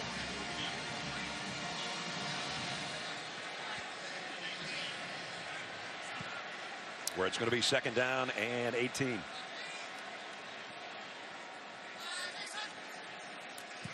Mason wanted to throw, has to get rid of it now. Incomplete, out of bounds. Got some late pressure, roll to his left. Now it's 3rd down and a mile. Well, and again, you're thinking right now, if you're Hudson Mason, game management. 3rd down and a long way to go. Don't get too risky. Don't take a bad chance of throwing into coverage. Get part of this yardage back if you can, and there's nothing wrong with punting the football. Obviously, if they give it to you, you take it. But if it's not there, get positive yardage, punt the football, and play defense. Bennett, the bottom of your screen, has been his #1 target. They will keep it on the ground. And Chubb, the freshman, lost his hat. And he's all the way inside the 40. They told us he was a tough little son of a gun, and he showed it there. Well, Mike Bobo's words were, he is a heavy runner, meaning when he hits you, he's got some pop to it, and he's hard to bring down. He runs with great leverage and a great low center of gravity, and you saw it all in that play right there. Nick out of Cedartown had unbelievable numbers. The play is dead when his helmet comes off. Had unbelievable numbers in high school. Almost 2,700 yards on the ground and 41 touchdowns. So he's the future. He and Sony Michel, after Marshall and Gurley, are done here. And as Todd said, nothing wrong with a punt. It's 4th down and 5. Adam Erickson is going to punt it this time instead of Colin Barber. Kind of an end-over-end job. He usually gets these to bounce backwards, and there it comes, and it's beautiful down at the 6-yard line. That's why they've got 2 punters. One that can blast it and one that can make it come back. We'll be back in a minute.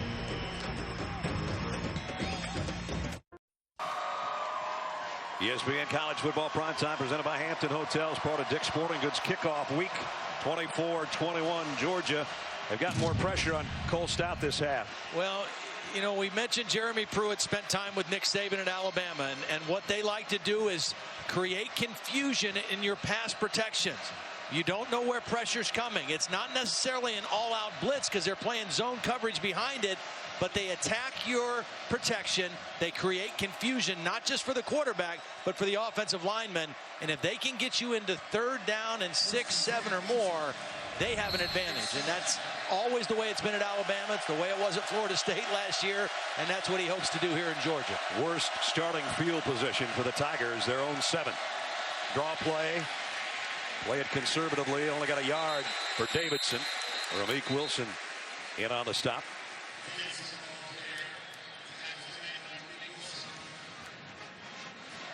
So it'll be 2nd down and almost 9, a long 8.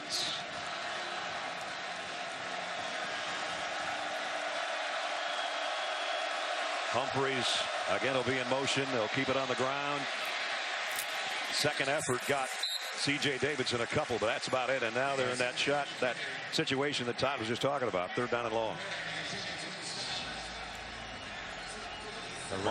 Herrera is the guy that's down right now. Senior out of College Park, Georgia. Yeah, Davidson's not up yet either.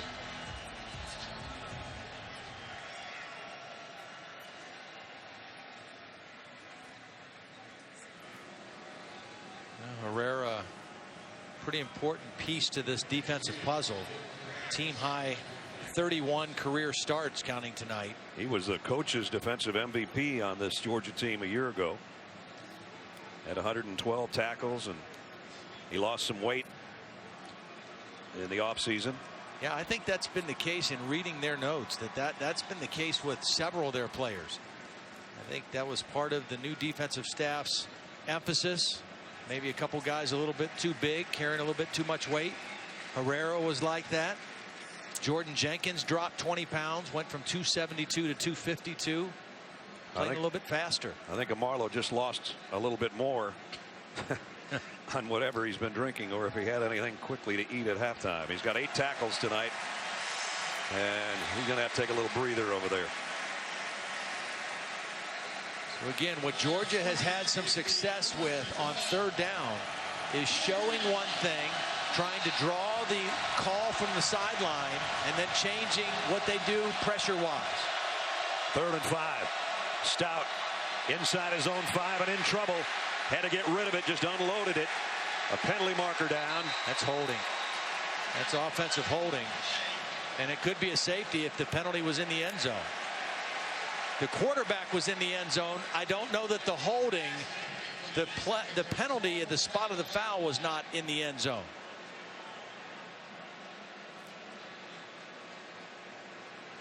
It was a little stunt. The ends came inside, the tackles worked outside, and Jordan Jenkins is the guy that came free to put the pressure on Stout. Tom Rudder with the call.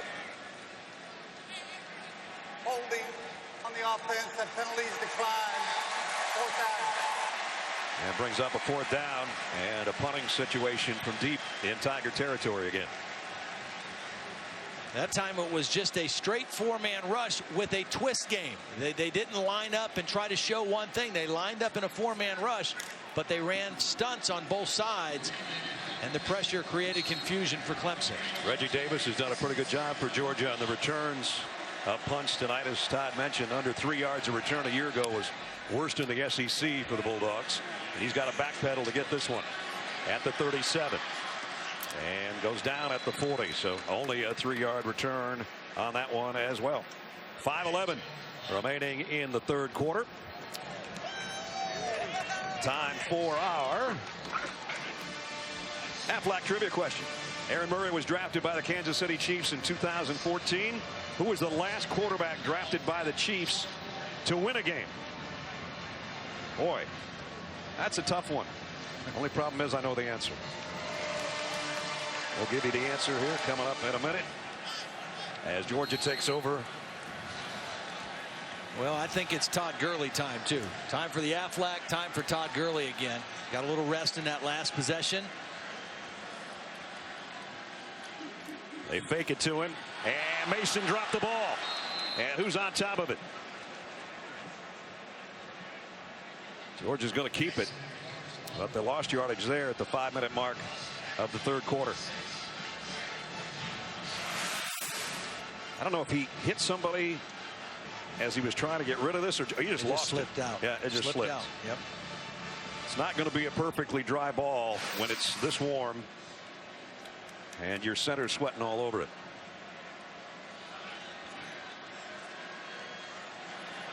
So it's 2nd down at 14. Clemson showing blitz off the corner. They bring the linebacker. Gurley picks that up, and the throw's out to Chris Conley.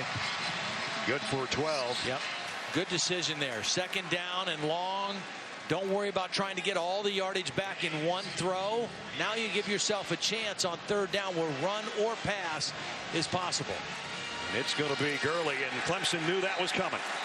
Nice job by the defensive front. Kevin Dodd with the stop on third down.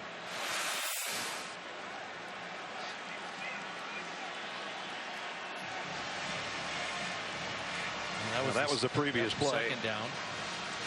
But on third down and 2, they stuffed Gurley for actually a loss of a yard. It's a good defensive series. They got the negative play on first down, and then they get the stop on third and short on Gurley. Colin Barber to punt. Oh, he got all of this one too. Humphries just gets out of the way. Can Georgia cover it? Swan trying to keep it in play. Did he?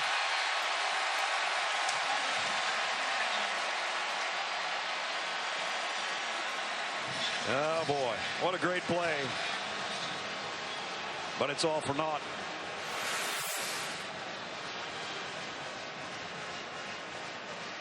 Ball was batted out of the end zone. Therefore, by rule, we have a touchback. Just that close. What a great effort, though. Splits in the end zone. Second foot's in the end zone. Got it back out of there, but it'll bring out to the 20-yard line for Clemson offensively. Deshaun Watson back in now. Threw a touchdown pass earlier. Highly touted freshman out of Gainesville, Georgia.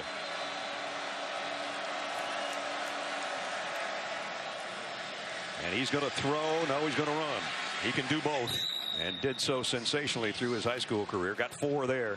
That was good discipline by the Georgia defense. That play right there is kind of reminiscent of stuff that Auburn does, Ole Miss does, where they bring the quarterback down the line like he's going to run, but they also release a receiver down the field. And if you bite on the quarterback run, they throw it right over your head for a big play. That was good discipline by the Georgia defense.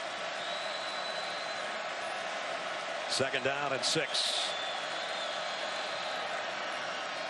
DJ Howard. And he got about 3 before Ray Drew made the stop, and it'll bring up another third down, but this one shorter.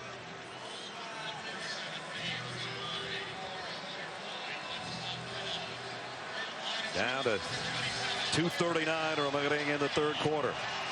Might not be a bad spot for a called quarterback draw here with Watson. You've had a little trouble the last few third down plays. You have a better dual threat guy in the game right now. He's going to fire it on the sideline, but he went high this time, intended for Damari Kitt, another freshman. And he had Kitt actually open, but he overthrew him. Third straight 3 and out. Let's see if the freshman stopped his route over there on the side. Little indecision, I guess. He does want to stop his route, but it may be a little bit deeper. In between the corner and the safety, there is a soft spot out there. I'm not so sure the receiver didn't do the right thing, just a little bit overthrown by Watson.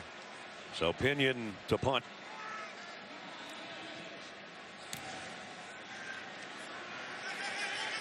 And Davis will have to take a fair catch around the 33-yard line. There's both Clemson quarterbacks. Both major contributors tonight, but right now their team is down 3.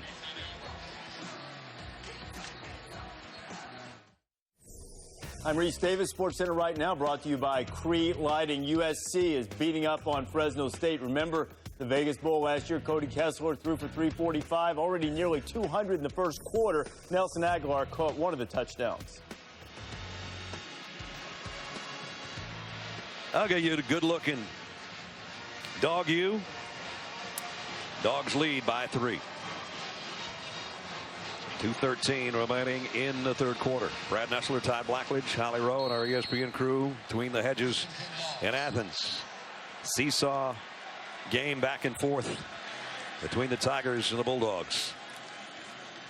Here's a little push to Keith Marshall. Trying to make the first guy miss, but he couldn't. Nice job defensively on the edge by Beasley. I mentioned the depth, too, of this Clemson defensive line. Rotating a lot of guys in there, keeping fresh bodies. Georgia goes with a little pace here. Giving it to Marshall again. This time he got out near the 40. So it's going to be another third down. And Marshall, a little gimpy, getting up after that play.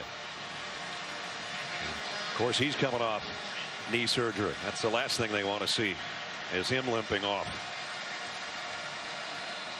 Todd Gurley comes back in on 3rd down and 4. And there he is. 2 touchdowns tonight, 1 on the ground, 1 on a 100-yard kickoff return. Hudson Mason will try to throw for this first down, and he got it complete. Jeb Blazevich, a freshman tight end who the coaches are really high on, has his first catch as a Bulldog. Boy, he showed great discipline on this route. Watch Blazevich, number 83, sit down, show the quarterback his numbers. Hudson Mason had to get rid of that football. Good pressure on the inside. And a nice conversion. Blazevich showing discipline on that route. Here's a toss sweep to Gurley. He's done most of his damage going left tonight. He gets a couple and crosses the midfield stripe.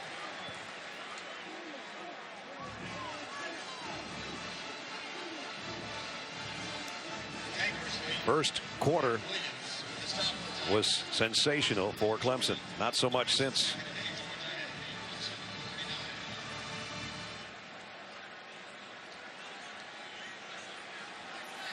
Three wide receiver set here for Mason. Sony Michel, one of those freshman tailbacks, flanking him in the Georgia backfield. He's just going to loft this one, and Michel forgot to turn around.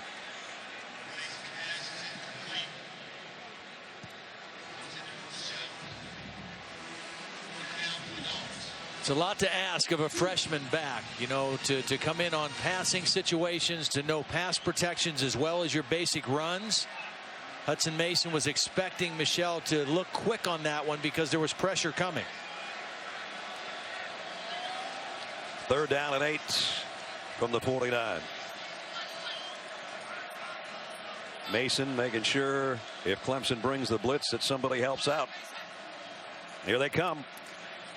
Going to throw it on the sideline, intended for Bennett, and Mason threw an out, and Bennett was still running a streak. Incomplete. 4th down.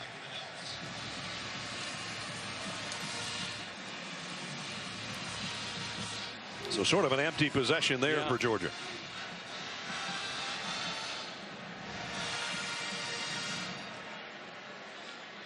Humphreys again trots out as a punt return man. Surprised they're using Colin Barber. This would be the spot where Erickson hit one beautifully last time. Well, Barber hit it a mile in the air. Maybe they knew what they were doing. They did. Same kind of results. That one bounced backwards too.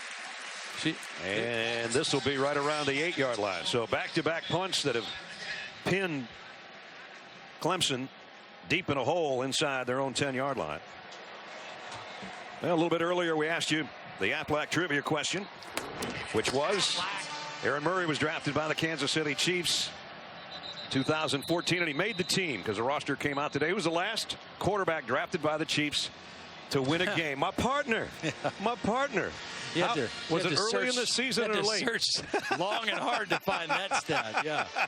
Drafted by the Chiefs and went on to win some games. Yeah, won a few. Ended up with the Steelers. Cliff Stout was a long-time Steeler. So we got everything kind of tied together with our quarterbacks, both in the stands, in the booth, on the field, and on the Kansas City roster. And our congratulations, Aaron Murray, for making the team. This is Davidson, and he's got a first down. Nice run. Speaking of quarterbacks, Taj Boyd, from what we understand, did not make the Jets team as their cuts came out today. Taj, most prolific passer in Clemson history. I know he's probably watching the game. And Taj, I'm telling you, you're going to get a call if you haven't already, because you're too good not to have somebody have you on their roster or their practice squad, so keep your chin up. We played 3. Ugg is loving it. Fans are loving it. Georgia's loving it if they can hold the lead. They're up by 3.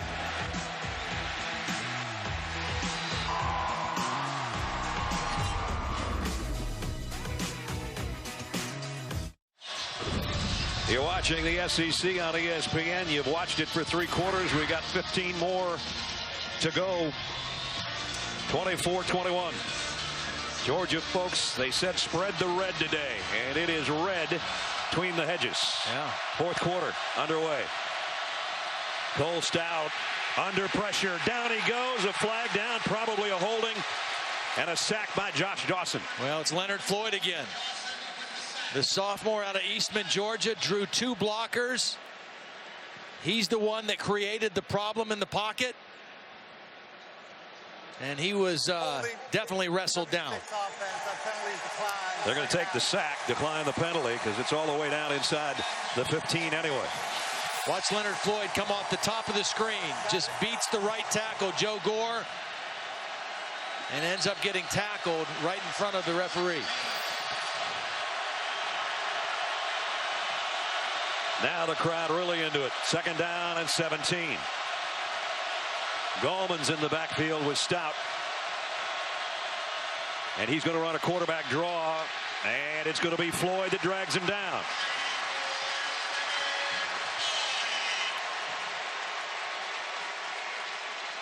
Well, this Clemson offense ran 27 plays for 254 yards in the first half. In the second half, very little productivity out of Chad Morris's offense. Field position has played a part of that, but only 24 yards of offense here in the second half. Oh, it's getting noisy.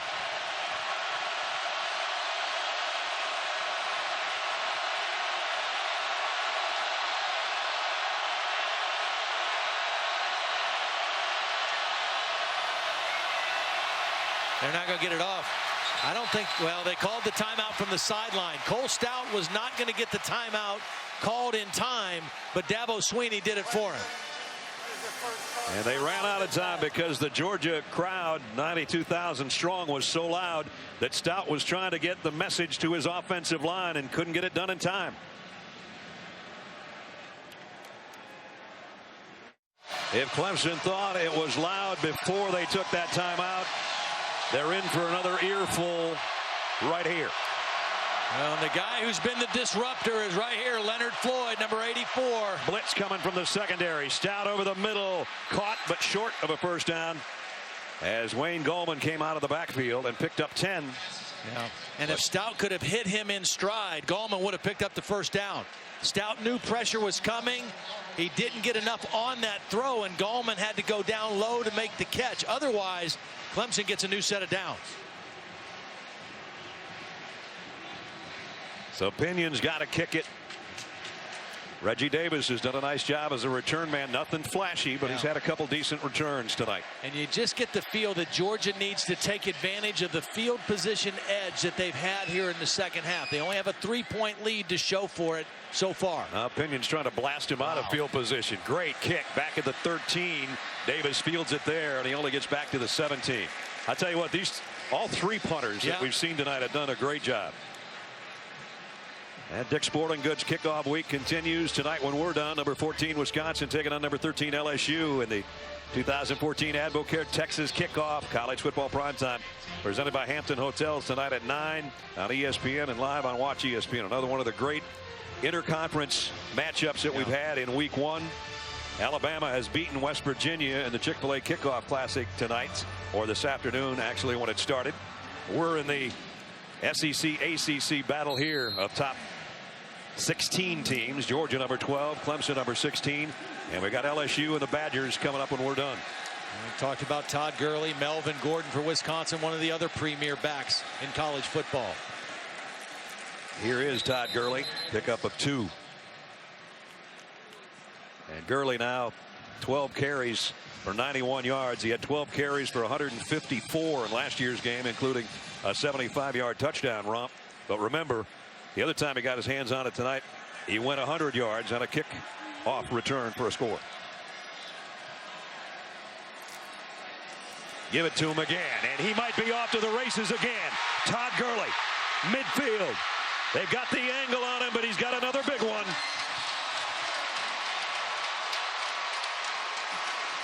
Well, this was a huge hole. Great blocking on the inside zone play. And watch John Theus, number 71, the left tackle, kind of get to the second level and pick off a linebacker. That's excellent blocking. Michael Bennett downfield getting a block. Good read by Gurley, but really good job by the Georgia offensive line climbing to the second level for blocks. Gurley gets a breather after 38 yards.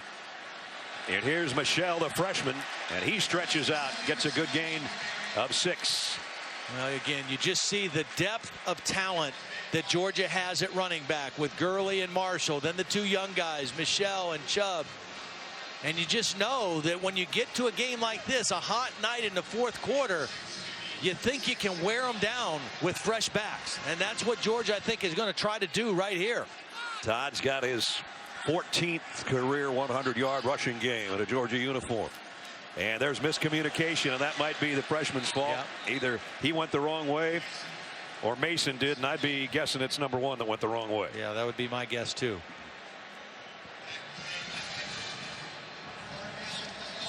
A lot to learn in a short amount of time for those kids that are 18 years old and playing in a big-time college football game for the first time.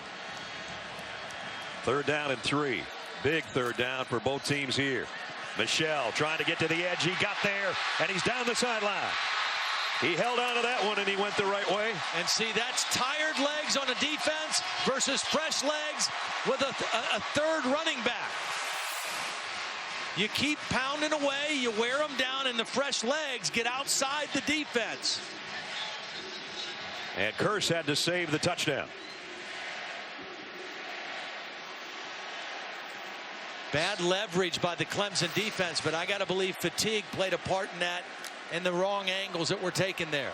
5 straight runs, and with Gurley back in there, number 6 might be coming up because he's got his fullback Maxey in front of him. Just outside the 18-yard line. Hicks the H-back moving around. They're going to lead the way. Gurley broke a tackle. Gurley heading to the end zone.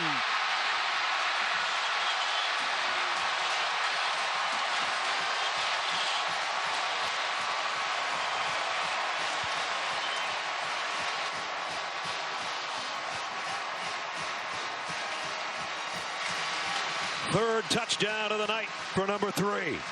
And that was a complete breakdown by the Clemson defense.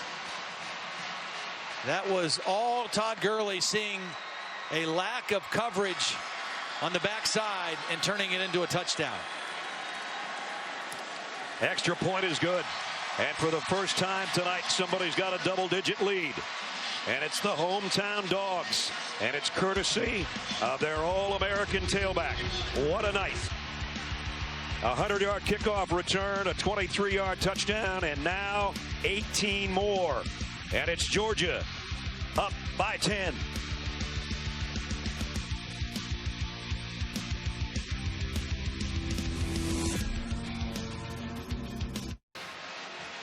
What a night by the All-American Todd Gurley. 31-21. Another scoring run as Todd takes it. Well, this play is supposed to go this way. And what you're going to see when you play defense against a great back, you have to be gap sound. You have to guard all the gaps. There's about 3 gaps in here unaccounted for, and Gurley sees it and says, I'm not going to the right. I'm going right this way, back this side to the end zone. You got to be gap sound, and I think the fatigue has started to take its toll on the Clemson defense.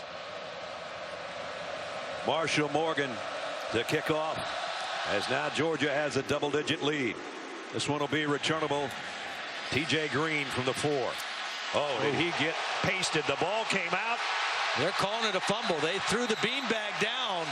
I thought he was down. What a hit. Tim Kimbrough, number 42. Georgia ball. Wow.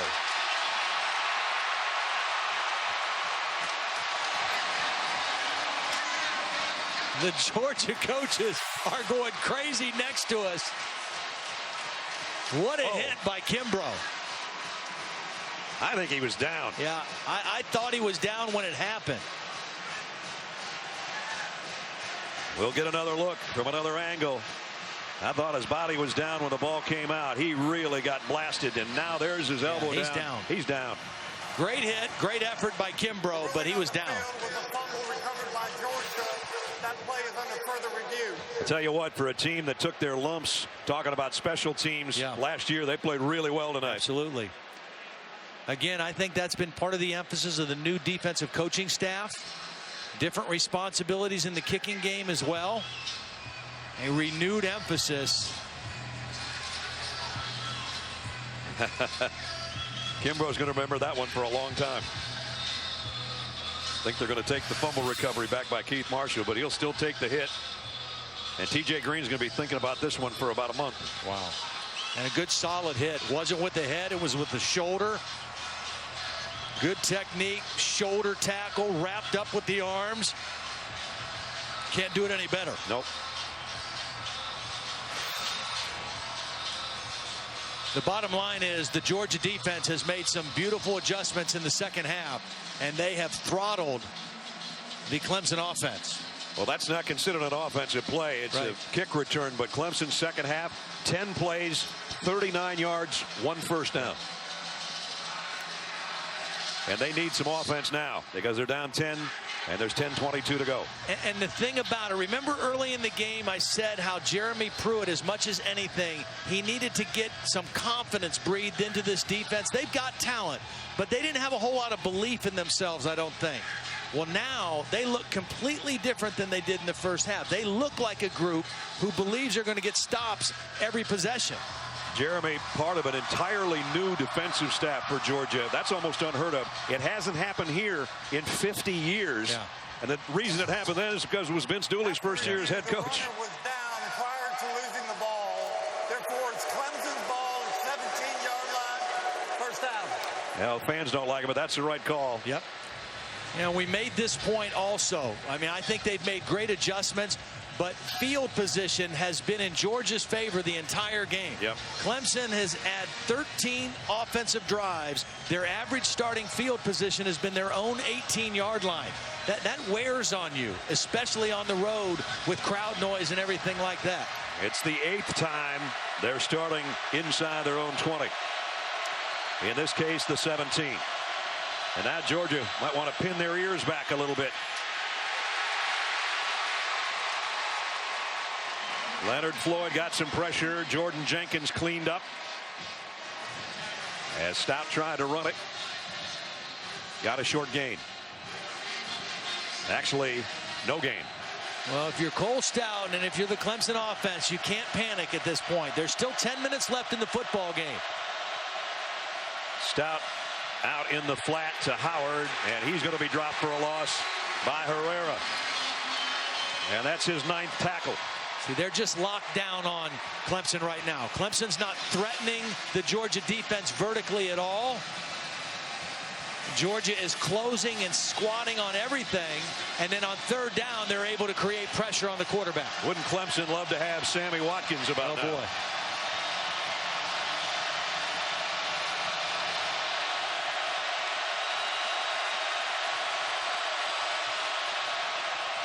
Stout deep and broken up.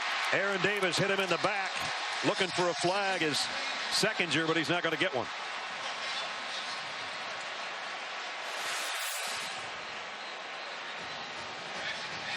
That's a case where the DB doesn't necessarily get his head turned, but he got it turned enough. Yeah. He got it turned enough, and he got that right hand making a play on the football.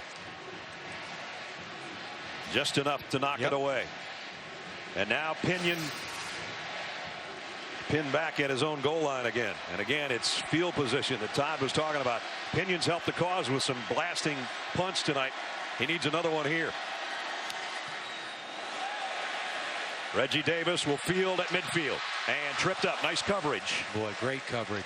Great job by Robert Smith down there on the special teams to make the tackle, because there was some room over there on the far sideline for Davis.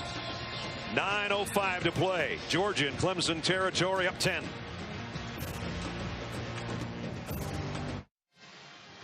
ESPN College Football Primetime is presented by Hampton Hotels. Feel the Hamptonality. And in part by 5 expectation-shattering models. Another reason to experience the new Buick. Beautiful look from above at Sanford Stadium, where Clemson's had all kinds of trouble on offense in this half, especially this quarter. Minus 1 yard in total offense. Field position has played a big part of that, and a renewed confidence in the Georgia defense has played a big part as well. Georgia's got Nick Chubb, the freshman, in at tailback. They're going to toss it to him. Chubb running over people. Cuts back inside the 30. Chubb down the sideline. First Georgia touchdown for the freshman.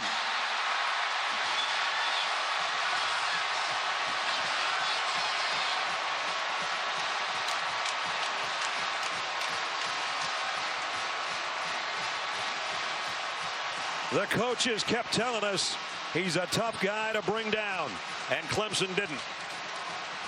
Well, and this Clemson defense played pretty well in the first half.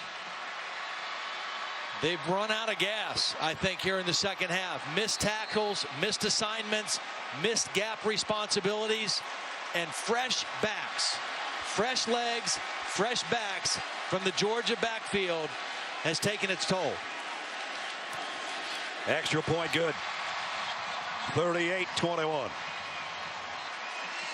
A lot of people said, hey, he played at a smaller classification. That's why he ran up such big high school numbers. Well, guess what? 47 yards for his first Bulldog touchdown. See, just too many missed tackles. Now it's a great individual effort by Chubb, but this is a tired Clemson defense. You're going to see a couple guys, the center, David Andrews, is going to come out here. Watch Bennett come inside and block, and then the fullback Maxey. These guys are all on their men. They're taking the angles away, and then one or two missed tackles, and a 5 or 6 yard gain turns into a big touchdown for Nick Chubb. And how about David Andrews, the center, getting downfield after he saw him break that first tackle. Number 61 is going to come into play here. Say, come on, man, I got you.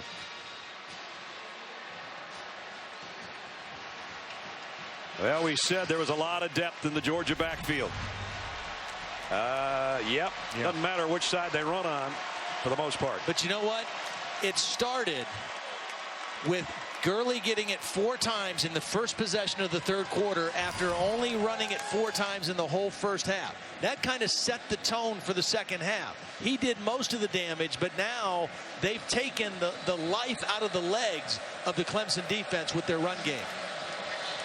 Georgia averaged 170 yards on the ground per game last year. They've got 246 right now. And Clemson's time is running out unless they can find some fourth quarter offense.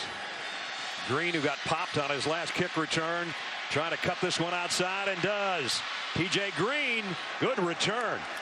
Out across the 45 and a flag. Not sure there might not be a horse collar at the end of that play.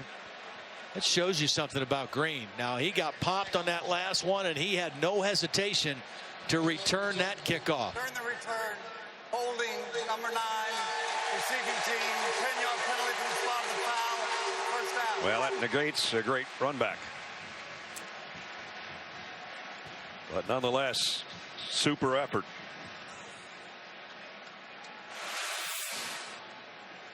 There's the hold right there. Number 9. Got a hold of the back of the jersey. That's the first special teams penalty of the game for either team. So Clemson has to back up, and again they're inside their own 20 for the 9th time to start a drive. Stout play action, flips it out. Short gain, if any, to J.J. McCullough.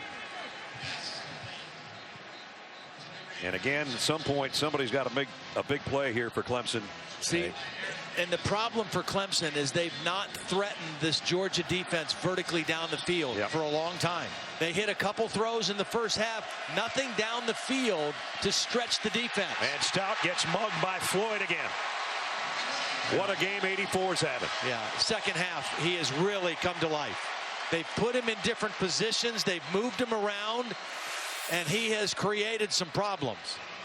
He's on another stunt. This time he's outside, just beats the right tackle. Joe Gore uses that leverage and that quickness to get to Stout.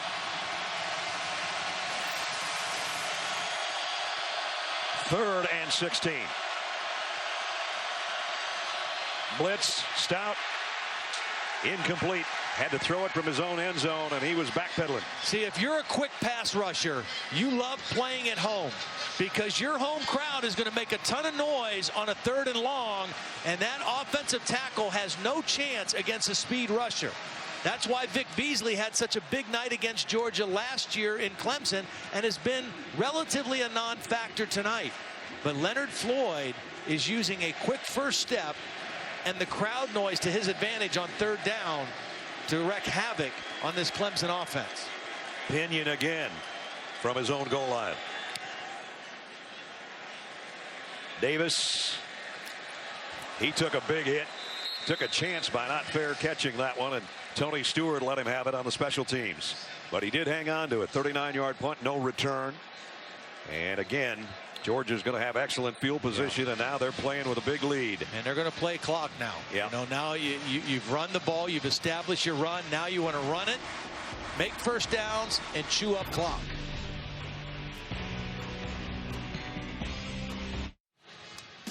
Coverage of the FIBA Basketball World Cup continues tomorrow, 3:30 Eastern on ESPN. USA takes on Turkey in a preliminary round game, 3:30 tomorrow. They kind of made Finland look like turkeys today. They beat them up pretty bad. I don't know. They were up about 50 when I quit watching. Nice luxury to have when you're up 50. Right now, Georgia's got the luxury of being up 17. And they are playing with house money right now with 7:44 to go. Todd Gurley back in at tailback. The toss to him. And he broke free again, and Todd Gurley down the sideline and gone.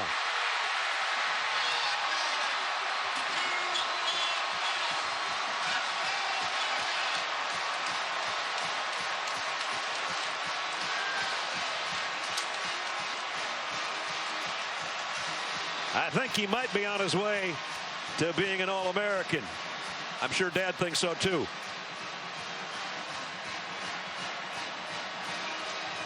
One Todd making another one happy. 51 yards, touchdown, and a new career high.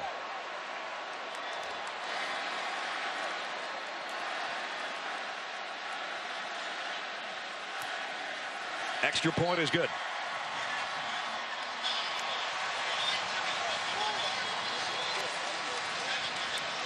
Todd Gurley had 4 carries in the first half. He has gotten the ball often in the second half, and boy, has he made the most of his touches. If you didn't see Todd and I right before the start of the third quarter, when we were on camera, I said, how come this guy hadn't carried the ball more? I don't think the Georgia coaches were listening to us, but they have taken to number 3 and fed the big dog. Let's check in with Holly. Guys, it has been so interesting to observe Todd Gurley on the sidelines tonight. He is a very quiet guy. He doesn't like talking to the media. He's even a little bit shy. But he has been engaged, very emotional, very energetic with his teammates. After his first long touchdown run, he went and sat in the offensive line meeting where the coach normally sits, gave them a lot of love. I've seen him sprint out to the hash marks to encourage the defense on certain series. And then when the freshman Chubb had his touchdown, he was right there, gave him a big, huge hug. He has been energetic, engaging, and so involved in this game. Yeah, and on top of that, Holly, he's been leading the cheers with a towel when the defense was out there at times, too, to the crowd. You know, the only thing that I would be a little bit concerned about, not with Gurley, but earlier in the game, we saw Keith Marshall come out of the game and a little bit hobbled, and he has not come back in. They've gone to Chubb, they've gone to Michelle. I just wonder if Keith Marshall tweaked his knee a little bit more in this game, because ultimately, to get where they want to go this year, they need him healthy as well. They're going to have a pooch kick here and a fair catch made by the Clemson special teams and Jordan Leggett as we check in with Reese Davis. Reese? All right, Brad, get you up to date on the #1 team in the country, Florida State, taking on Oklahoma State on ABC. Nate Andrews, who led the Seminoles in interceptions last year, an early pick 6. Jameis Winston's thrown an interception in the red zone. So Florida State has the lead on ABC early in the second quarter. Auburn and Arkansas had a weather delay. Game's over now. Tigers win at 45-21. Well, here, Deshaun Watson in at quarterback. As Clemson's trying to get something going offensively in this half. As time is running out, we're under 7.5 minutes. Well, that's the 20th play that Clemson has run in the second half, and they've gained all of 32 yards. So 1 first down. It's just been a dominant defensive effort with the advantage of field position. but outstanding defensive play by Jeremy Pruitt's troops here in the second half. Watson, a lot of pressure on his shoulders right now, trying to make something happen. Just a freshman. And he's in trouble, and down he goes. And it's Leonard Floyd again. And if anybody's played as well as Todd Gurley has on offense and in special teams tonight, it's been that guy on defense. Well, they just have Clemson where they want him right now. I mean, they know Clemson has to throw. The running game is really of no threat at this point. And so you attack the protections, you bring pressure in different ways, but you still play zone behind it. And that's tough for a young quarterback. Yep. And this again, 3rd down and 19, the longest 3rd down situation of the night for him. And he's going down again. And it's Kimbrough this time. Nope, it's Herrera. In the first half, Clemson was 7 of 13 converting on 3rd down. They're 0 for 7 in the third quarter, or in the second half, and the last 4 3rd downs have been 3rd and 15, 3rd and 13, 3rd and 16, and that last one 3rd and 19. I don't even care if you had Taj Boyd and Sammy Watkins. Yeah. You're still going to struggle on 3rd down when you have that kind of yardage.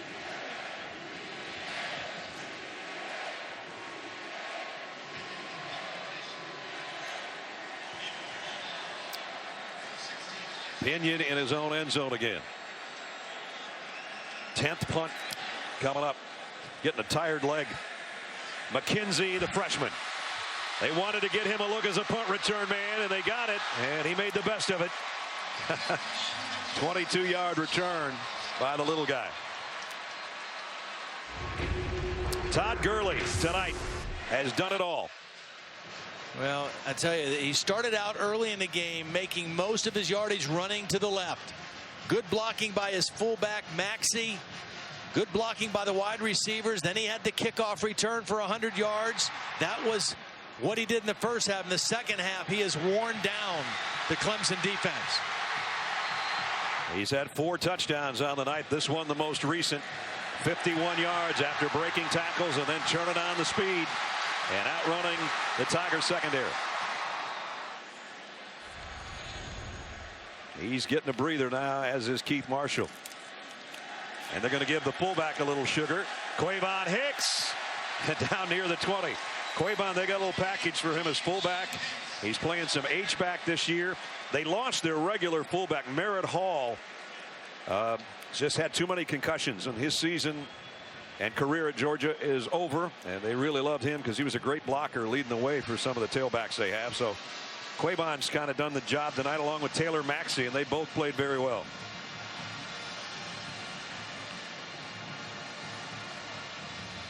Under 5 minutes now, and the Dogs trying to milk the clock here a little bit. Stay in the huddle as long as you can. You don't want to ruin your team's tempo and timing, but you want to stay in the huddle and use as much clock as you can.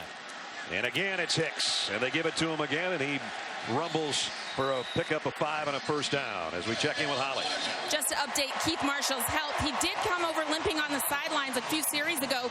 He spoke with 2 different athletic trainers. They did not treat him at all. Guys, he did return for at least 1 special teams play that I've seen, so he has been back out there, just not at running back. So hopefully there's no significant injury to him. That's a good point, Holly. I think he's the guy that would have recovered the fumble on the kickoff return by Green had that one been upheld, but it wasn't. So well, that's good. That's a good sign. Yeah, it's good for him and good for Georgia, because again, you know, playing in this league and the week in, week out toil that takes on a running back, you need multiple guys. And Marshall and Gurley, when they're at their best, this Georgia offense is tough.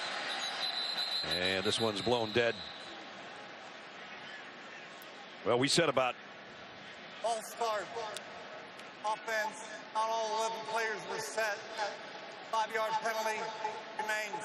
First down. Ledge, we said about 3.5 hours ago when we opened up the show that the Clemson defense would test the Georgia offensive line that had to replace guys, different starters at 3 different spots. Right. They played well enough that some of the backups are in there getting some love right now. Yeah, I thought the Georgia offensive line did a nice job. That starting unit protected their quarterback. They opened up running holes, and eventually they wore down this Clemson defense.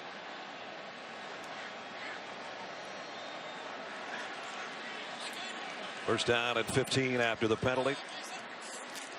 Toss sweep to Michelle. And he got 5 of it back and then some.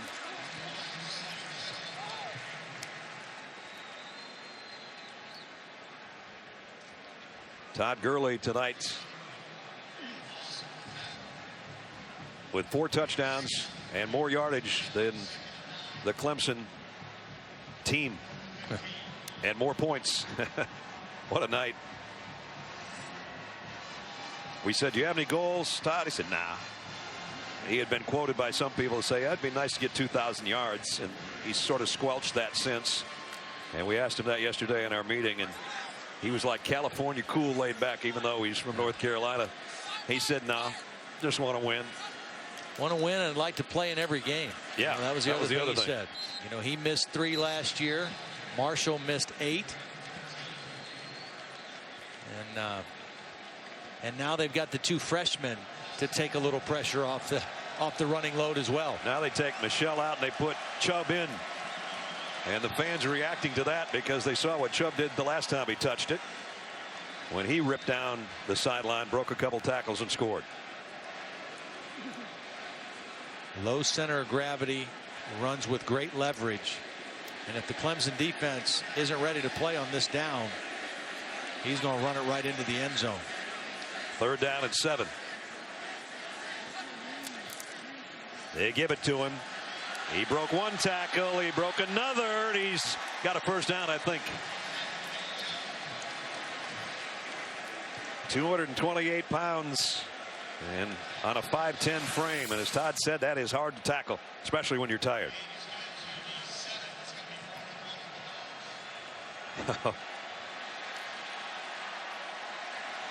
He came up just a little bit short. Down under a minute and a half now. Great start for Georgia. They'll have a week off before they play South Carolina in a battle in the SEC East that who knows might determine who wins that side of the Southeastern Conference. Nick Chubb, counter. 1st and goal.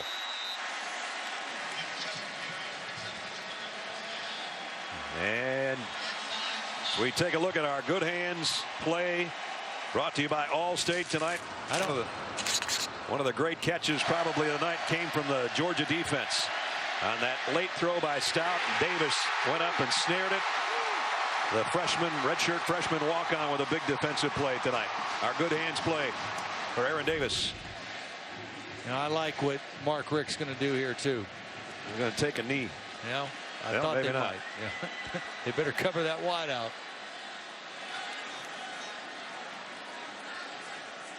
Yeah, they're going to give it to Chubb again. And this time he's in.